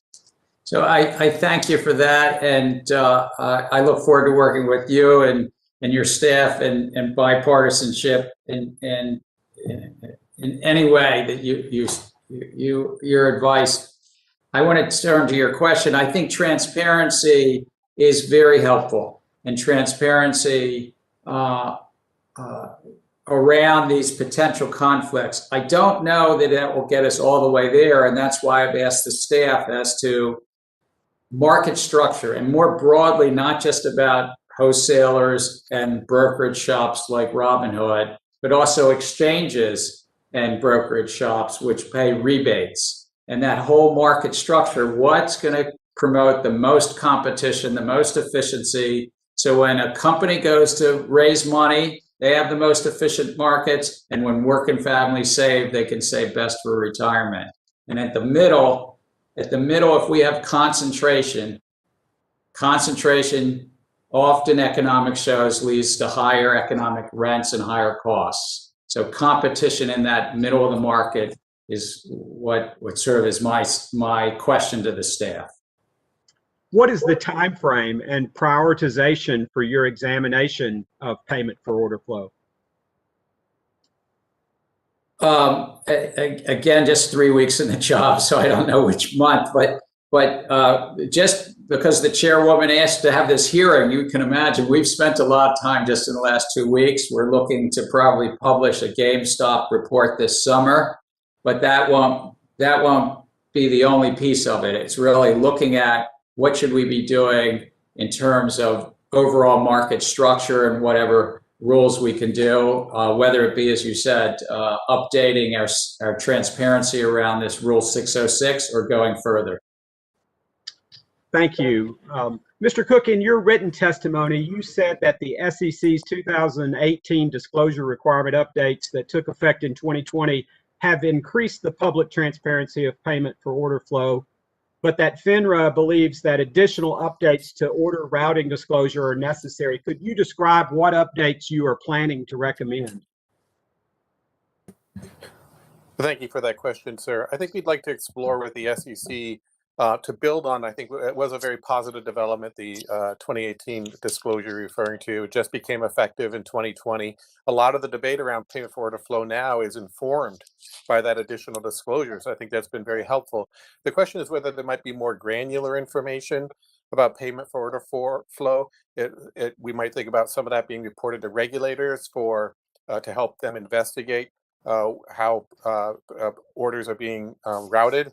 but also more disclosure to investors, and that might be enhanced 606 reports or considering disclosures at the point of sale. Thank you, and I yield back, Madam Chair. Thank you. The gentlewoman from North Carolina, Ms. Adams, is now recognized for 5 minutes. Thank you, Madam Chair. Thank you for holding this hearing, and thank you to our guests today. Chair Gensler, first of all, congratulations on your confirmation. I want to focus my questions on increasing transparency within the markets. As you know, on a quarterly basis, some of our largest institutional investors must disclose their equity holdings via Form 13F. However, both the GameStop and Archegos controversies have highlighted some serious weak points and loopholes in Form 13F. For example, Archegos, which caused billions in losses for some of the world's largest financial institutions like Credit Suisse, was able to skirt disclosing its sizable derivatives positions because Form 13F doesn't require covered flyers to disclose.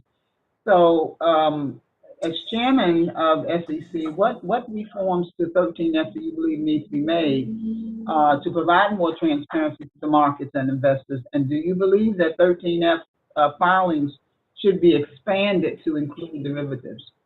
Thank you for that question. I do think, and Congress anticipated this by giving authority to the SEC to do that.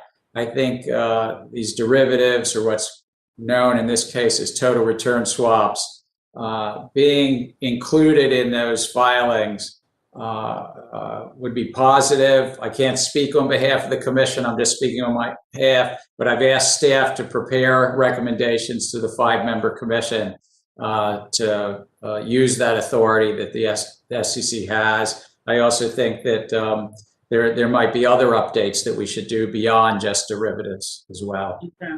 Thank you, sir. Mr. Bonson, Robinhood CEO blamed the trade settlement cycle for Robinhood's inability to meet NSCC's margin demands, which he says forced Robinhood to restrict trading in GameStop stock and other stocks so it could reduce its risk profile, therefore reducing the amount that it would have to pay into NSCC's margin fund.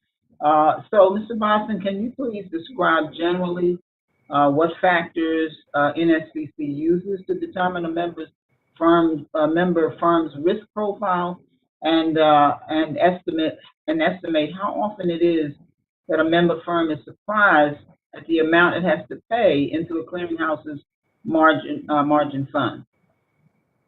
Thank you, Congresswoman. Our formulas, our models are all SEC approved and subject to public commentary. The model is commonly known as a value at risk model. It is a statistically widely accepted and supported model to estimate the potential loss that the portfolio of open trades that a firm has. What's the loss over the 2-day period to settlement? In the case of Robinhood and others, because they were not the only firm that was facing these situations, the model saw that they had large concentration of transactions in buy. So they were, instead of a portfolio of buys and sells, they were all buy trades in stocks that were moving around 100 to 200 to 300% a day, which is incredible volatility, and with volumes that were over 100 times above what would be normal. All these factors lead the model to say this is a very risky situation. If a firm defaults, there's a possibility of those stocks losing all their value in an equal period of time. So that's what drove the margin charge from Robinhood and some other firms where you saw this heavy retail flow. We provide our members the model itself in our rules. We have model guides to help them understand it. We have APIs which sends information to the firms. We have a customer portal where they can see what we're seeing. Now, the model itself runs overnight. So one can understand a firm may not know the exact precise amount that may come out the next day, because especially in this type of marketplace, but they can anticipate that there will be a significant increase overnight as a result of seeing their customers' activity coming through them. Okay, so we know that it was an unprecedented week, but do you believe that it was the settlement cycle that's to blame for Robinhood's margin issues, or is this just a case of poor risk management? Well, I think it's more a question of if there was a shorter settlement cycle, yes, the margin charge would be reduced because that period of time would go from 2 days to 1 day, and therefore the portfolio of open trades would be lower. The volatility would not have to be over 2 days, but to 1 day. I'm not sure blame is the right term for a settlement cycle. That simply is an industry convention. Okay, thank you. Madam Chairman, you're back. Thank you. Thank you very much. The gentleman from Wisconsin, Mr. Stile, is now recognized for 5 minutes. Thank you very much, Chairwoman. I don't know about everybody on these virtual hearings, but man, I look forward to the majority allowing us to be back in person in the not too distant future. I think it'll be really nice just to actually see people instead of doing this virtually on some pretty important topics, but away we go. Mr. Chairman Gensler, really appreciate you being here today. At the hearing last month, I asked Acting Director Coates about some statements he made regarding the SPAC market in his then temporary capacity as the head of the Division of Corporation Finance. As you know, in my opinion, his comments had some pretty impactful effects on the SPAC markets. Acting Director Coates was hired by Commissioner Lee when she was the acting chair, but Coates has remained in that role under your chairmanship. In fact, several of the commissioners Lee's hired have remained in prominent roles, including your chief of staff. Do you intend to retain Acting Director Coates as the permanent head of the Division of Corporation Finance? Thank you for that, and I look forward to working with you. John Coates is a valued member of the senior staff of the SEC, and while I only met him recently, he's contributing and working really well. Fair. Did you provide any consultation with Commissioner Lee about or exert influence over staff hiring, both in the roles of the chairman's office and for the SEC divisions prior to being sworn in as chairman? No. Okay. That's helpful. Did you have any input into the hiring of Acting Director Coates then? No? As I just said, no. Okay, I'll shift gears. Let's jump into a favorite topic of mine, ESG disclosures. I've been concerned that our securities laws are going to be misused to push social policy agendas that are at best tangentially related to investor protection and capital formation. And with that in mind, I want to ask you about Commissioner Lee's recent remarks at the Center for American Progress. Because in her speech, Commissioner Lee suggested the SEC should focus its attention on political disclosures. She said the following, quote, many companies that have made carbon neutral pledges or otherwise state they support climate friendly initiatives have donated substantial sums to candidates with climate voting records inconsistent with such assertions, end quote. And I'm concerned that pursuing policies like this at the SEC is going to lead to mandatory disclosures of information that aren't material to your average investor, and that is instead really an attempt to leverage the SEC to engage in naming and shaming. Did you, by chance, discuss Commissioner Lee's remarks before she made them? Congressman, I was a private citizen at MIT.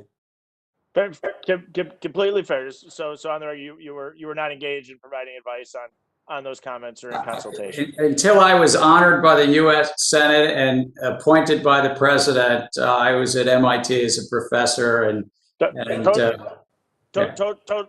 totally fine. Just wanted to confirm that was the case. Do you think, with all the critical challenges we're facing today, and in particular in front of the SEC, do you feel at this time you intend to prioritize that issue? I am, sir, and let me explain why. I think that our markets, a core to our market structure is disclosure, and investors being able to decide what risks they take based upon the disclosure from issuers.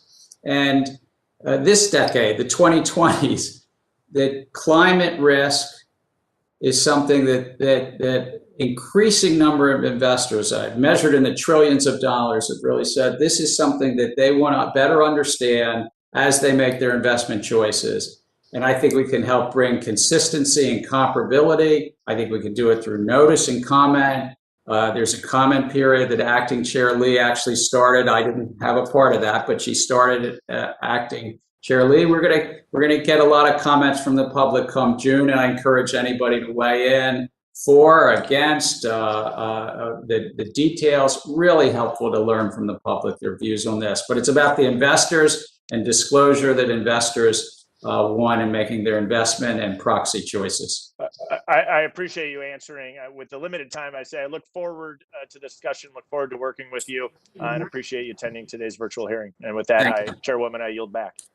Thank you very much. The gentleman from Illinois, Mr. Garcia, is now recognized for 5 minutes. Thank you, Chair Waters and Ranking Member McHenry, for holding this hearing today. And thanks to all the witnesses for your informative testimony. This is the third hearing we've had about GameStop. And people joke about Congress having a short attention span, but unfortunately, this is not old news. Every week, there is a stock price going up and down for no real reason. Every month, there's a new financial trend to get rich quick. GameStop, SPACs, NIFs, and it's pretty much always the same people who are getting rich. People in working class communities like mine don't know how they'll retire. They're worried about whether their parents are going to live, but they are the ones who come out ahead. Mr. Gensler, as you mentioned in your written testimony, one firm, Citadel, apparently handles almost half of all retail trading volume. There's a lot of reasons why that's troubling, but retail traders talk all the time about democratizing finance and letting in the little guy. I think that's like saying Amazon democratized reading, because big players like Citadel, the only companies large enough to handle all these trades, are getting way bigger. Mr. Gensler, do you think that the payment for order flow arrangements that companies like Robinhood use simply entrench big players like Citadel? You raise a very good question, and I think it's an interrelated question I've asked staff to help our 5-member commission on. Is the market structure right now has some concentration in the retail space that you just mentioned, that there's dominant market makers buying this payment for order flow. I think there's also some conflicts that arise between are we, the public, getting best execution?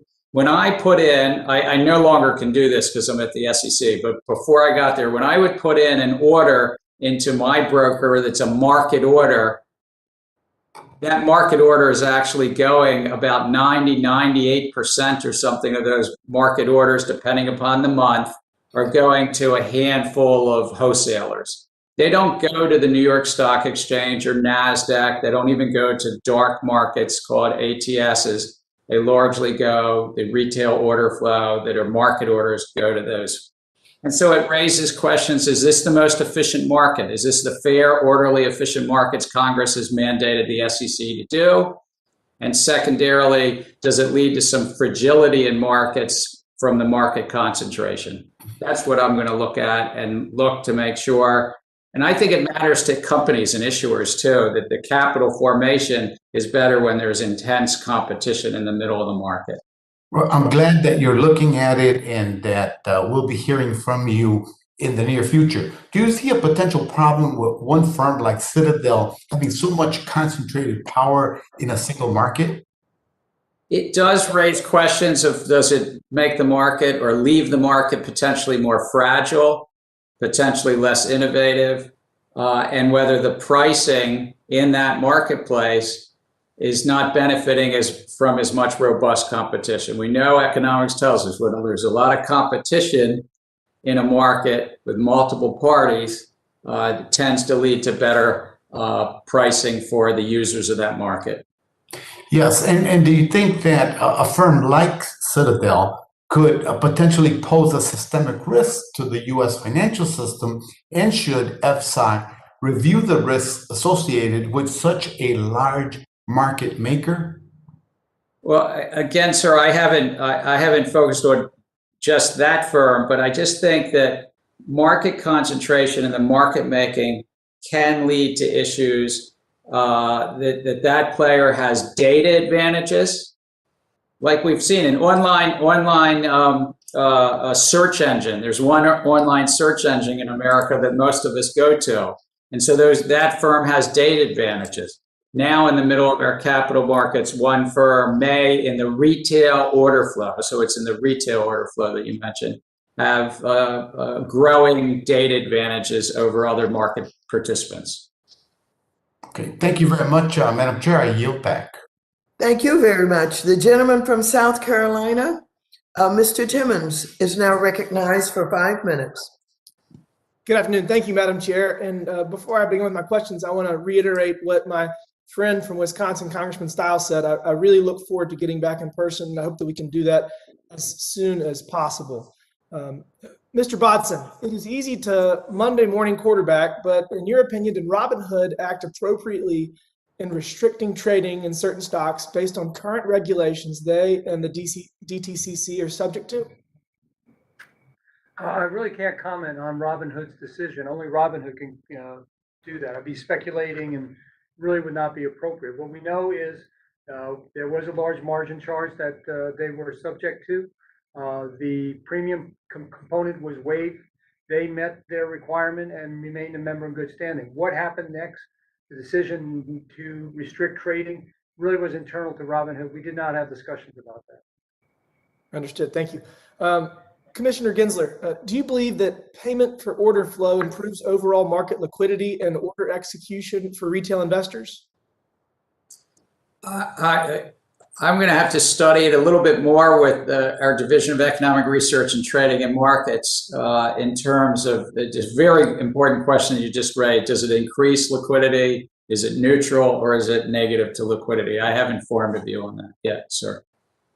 Sure, thank you.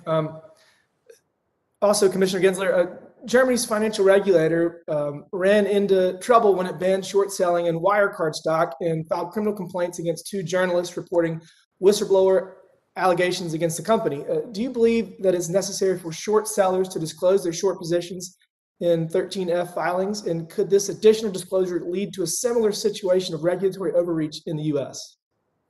I'm not familiar with the circumstances you're mentioning, but let me say Congress anticipated and gave authorities to the SEC to, on a monthly basis, require aggregate information in the short selling market. FINRA, and Mr. Cook could speak to it, already publishes some information on a biweekly basis. I think that transparency is positive to markets, and I've asked staff to put forward recommendations to our 5-member commission. It was actually a mandate from Congress. It wasn't a may, it was a shall. So we're going to lean in and follow Congress's mandate from 12 years ago. Sure, thank you, thank you. Last question for you. Do you believe that short sellers play a role in maintaining fair, orderly, and efficient capital markets? I think that short selling, which is probably as old as capital markets, several hundred years or more old, does play a role in capital markets and price formation. The important tenet for the SEC is to ensure that the markets are free of fraud and manipulation. And so those participants in the market, whether they're on the buy side or long side or on the short side, are doing so without defrauding or manipulating the markets, and then there's the appropriate transparency. Sure, thank you. Mr. Cook, do you believe that know your customer rules and current policies can continue to protect retail investors regardless of their broker-dealer?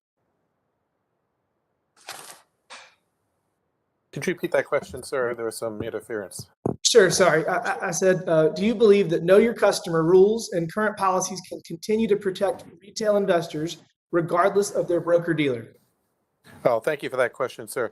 I think it's important to note that there are existing rules along the lines that you described that include know your customer, and for certain more complex products like options, a requirement that those accounts be additional information be acquired, and also that the firm make a determination about whether the account would be appropriate.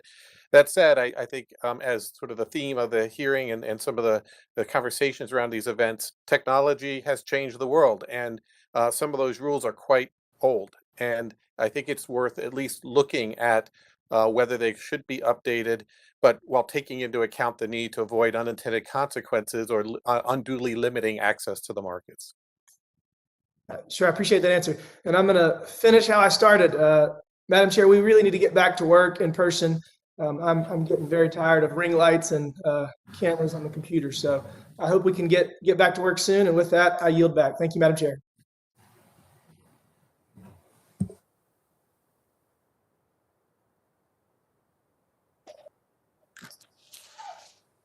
The gentlewoman from Michigan, Ms. Tlaib, is now recognized for 5 minutes. Thank you, Chairwoman. I appreciate it. Thank you for the panelists. I know that many of you know that high frequency trading conducted by market makers like Citadel Securities drive market validity, and working people pay the price through their 401k and pension funds. That's what I'm most concerned about.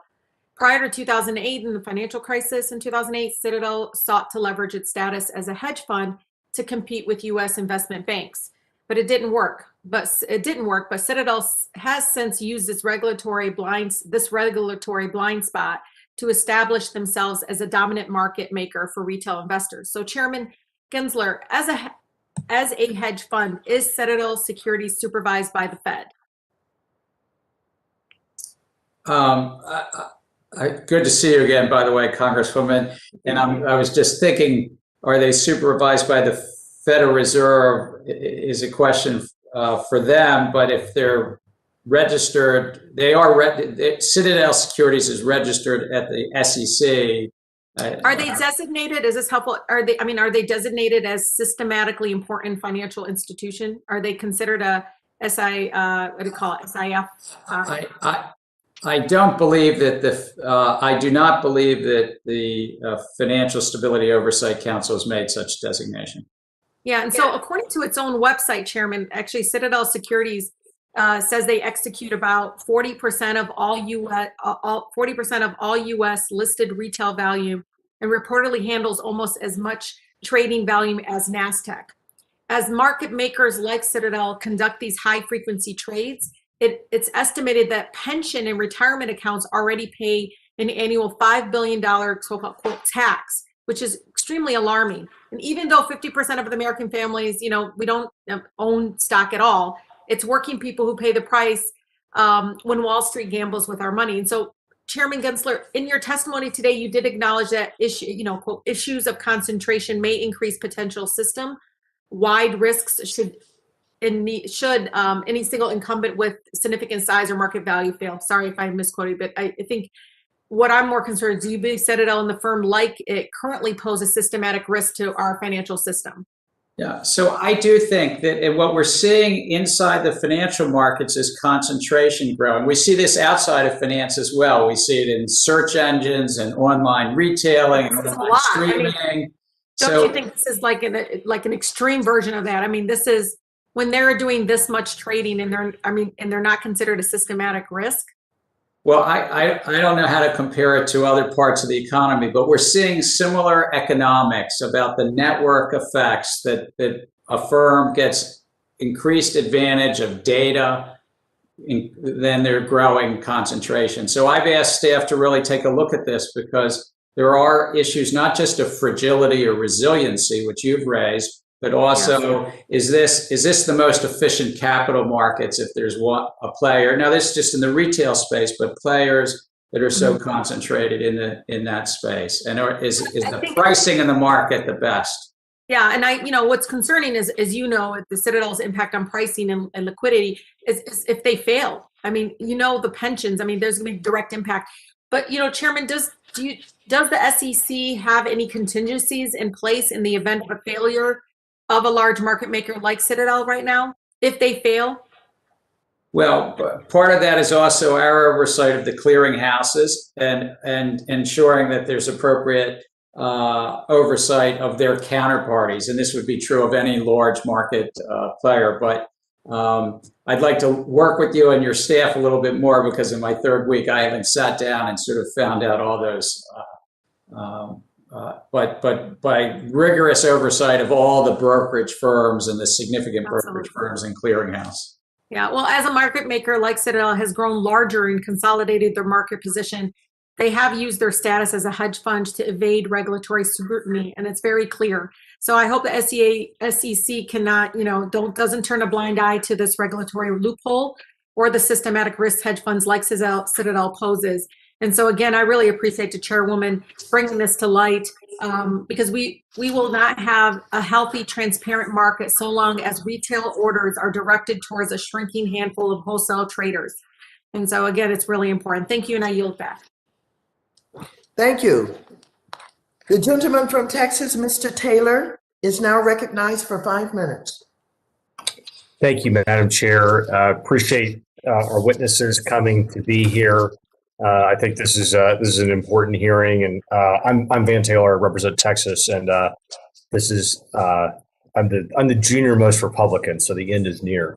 You can celebrate that. Wanted to, Mr. Gensler, just talk to you about something that happened in the previous administration.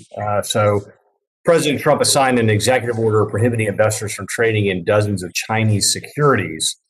However, those primarily U.S. investors investing in ADRs are now unable to divest those Chinese securities. And so it's really unclear what the plan is for those U.S. investors to get out of those Chinese securities. I realize this didn't happen on your watch, but I'm wondering what the plan is to help those. And some of those investors there's some big ones and some small ones. I, of course, hear from the small ones. They're concerned about, hey, how am I going to get out of this? What is the SEC's plan on this? So first, Matt, congratulate you if your first term in this is a terrific to get to know you. It's a terrific committee, if I could say. I've worked with this committee in 3 administrations. There are many other great committees too, though. But I'd like to work with you and your staff to understand the issue better. I have to say I hadn't yet been briefed on what you're saying is for investors to basically sell out of investments that they're right now kind of locked in. So the problem is these investors got frozen into these investments, and I mean, as you've said, and I certainly, it's something I heard in my time at Harvard Business School. I mean, hey, we've got great capital markets in this country, and it's a major competitive advantage for our nation to have those great capital markets for the formation and allocation of capital. And Chinese companies were taking advantage of that, and we said, okay, you're not going to take advantage of it anymore. But we ended up freezing investors and so now investors have their capital stuck in investments, and I'm trying to figure out how are we going to get them out. Again, we don't want people to play in that market, but how are we going to get them out of it? One of the wonderful things for the public listening is our representative democracy. As a member raises a question like this, somebody in the administrative state like me, I will now go back and try to learn about this issue, and I look forward to chatting more about it with you. No, I appreciate that. And thank you for letting me flag this one for you. But it is obviously it's important for those people, and I think it's important. It also can perhaps create a road path for this kind of action in the future instead of just locking it up and then everybody going, okay, what now? There's actually an exit ramp. Mr. Botson, the DTCC released their white paper, Advancing Together, Leading the Industry to Accelerate Settlement. I obviously the last iteration of this GameStop hearing focused a lot on accelerated settlement, T1 versus T2. I think you've done a good job of explaining some of the benefits of going from a T1 to a T2, and I think it would have certainly helped. Would have helped in this particular scenario that we're having this hearing under if you'd had a T1 instead of a T2. But one of the things that I wanted to understand a little bit more from your point of view, can you talk about distributed ledger technology and what that would actually mean and how it would work in this particular circumstance? Well, thank you, Congressman, for the question. The move to T1 really will be based upon existing technology, with looking to see if we could apply DLT and other technologies to help solve the problem. As I said, speeding up the process lowers credit risk, but it increases operational risk. So there's a whole series of processes that have to be done before a trade is settled. The easy parts in some ways is the trading part and the settlement part, because they're somewhat just bilateral transactions. But in between, as an example, any institutional asset manager has to take the trade. It's done throughout the day, aggregate that trade, break it up amongst all the funds, et cetera, et cetera. I don't want to go into too much nuance.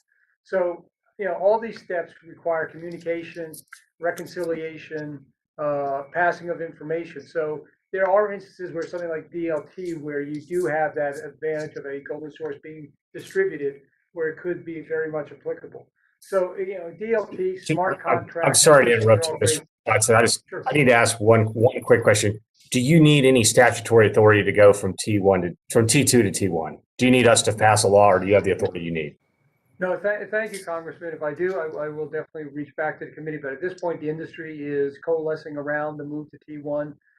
As you heard from Chairman Gensler and Robert Cook, we're all moving in the right direction. So I think at this point, the industry unto itself will get there. All right, thank you. I yield back. Thank you very much. The gentleman from Massachusetts, Mr. Auchincloss, is now recognized for 5 minutes. Thank you to our witnesses for their patience and persistence in this meeting, and to the chairwoman for organizing this. And the first of these hearings, I have focused on the tension between using technology to democratize access to assets and to wealth building opportunities. And I believe that's critical and potentially a way for us to narrow the wealth gap in this country. But on the other hand, the increasing gamification of finance for non-accredited investors, or investors who don't have the wherewithal or the sophistication to be making the kind of bets that they're making. And I think in particular where the rubber hits the road on this tension is with options, and with the gamification of options, which are a very fast way to make money, but a very fast way to lose money as well, and that they have binary outcomes in a very narrow time window. I would appreciate hearing from first Mr. Cook and then Mr. Gensler on where FINRA and the SEC feels like they draw the line between creating a good user experience, which obviously is in the best interest of any business, with inappropriately inducing behavior that actually is not in the fiduciary interests of the user. Thank you for that question, sir. I think you touch on the issue and characterize it exactly. There's a tension, there's a balance here, and we need to try to strike the right balance. With respect to options, we have issued guidance recently reminding firms of their obligations here. But I appreciate your raising options, because I think there's a way in which all these issues kind of come together: options, payment for order flow, gamification, right? Because options tend to provide greater payment for order flow. And so one of the things we often think about the conflicts in payment for order flow as which firm do I route my orders to, right? But there's a second level of conflict that options is one example of. I think there are others where there's a question about which product or which orders do I want to route, because some may give me more payment than others. And combine that with the gamification, I think it becomes a package that we really need to look at all pieces of this together. So I really appreciate Chair Gensler's leadership on this in talking about getting his staff to think through all these issues, and we welcome the opportunity to engage with them. Because Mr. Cook, the spread is wider on options, and so they're more attractive for the payment for order flow. Yes, the amounts of payment for order flow in the options world, which tend to come from exchanges, not from the wholesalers, is generally higher. Yeah. Thank you. Mr. Gensler? Well, I think that as Mr. Cook said, it's taking somewhat of a holistic approach in a variety of places, but options raise a couple other issues. There's more risk because of the inherent what's called leverage. I can say I want to make an investment that something's going to go up or down, but I could lose all my money very easily in an option. No, I know what options are and what leverage is. My question, Mr. Gensler, is do you think the SEC's standards for demarcating where gamification and a good user experience and a fiduciary responsibility begin are clear enough and are being followed in the industry? I think that we need to look very seriously at freshening up our rules, that the behavioral prompts, the gamification is inspiring people to trade more. And economic research, a number of economic research shows that the more you trade doesn't necessarily lead to better results, particularly in the field of options. I was just mentioning the leverage because it's even more, it's potentially more pernicious in options. Absolutely, Mr. Gensler, and I appreciate that. And what I would encourage you and your staff to focus on is the reality that this trend of gamification is actually going to accelerate. It's a common maxim, for example, in the consumer tech industry, that the frontier of tight feedback loops and user experience are actually in video games. Video games have always been on the bleeding edge of how to create captivating online experiences. And the time between when video games put something out there that works and when other kinds of consumer tech adopt it, like brokers, is getting shorter and shorter and shorter. And if I could add, it's also the use of predictive data analytics, or what's called deep learning and machine learning, which was part of my research at MIT. You combine that and then differentiate that you would market to you differently than the chairwoman. And you would find a way to get the chairwoman to trade one way and you to trade another way. I'm not saying that either of you were doing this, but I'm just saying that that's the sophistication of what's happening now. It's an excellent point, sir. And I will hope and do hope that you will tell this committee if you feel like you need more statutory authority or more funding to fully draw that line and enforce it, because it's critically important. Thank you. Thank you very much. Before we close the hearing, I'd like to just share information in relationship to a question we've been getting about transaction tax. That was not a part of the proposal. No proposal in this committee hearing, and we don't have jurisdiction over that anyway. So for those people who have been contacting us about transaction tax, that was not a part of this hearing. And so with that, I would like to thank our distinguished witnesses for their testimony today. Without objection, all members will have 5 legislative days within which to submit additional written questions for the witnesses to the chair, which will be forwarded to the witnesses for their response. I ask all of our witnesses to please respond as promptly as you are able. Without objection, all members will have 5 legislative days within which to submit extraneous materials to the chair for inclusion in the record. Again, I certainly would like to thank all of our witnesses today, and this hearing is now adjourned. Thank you very much.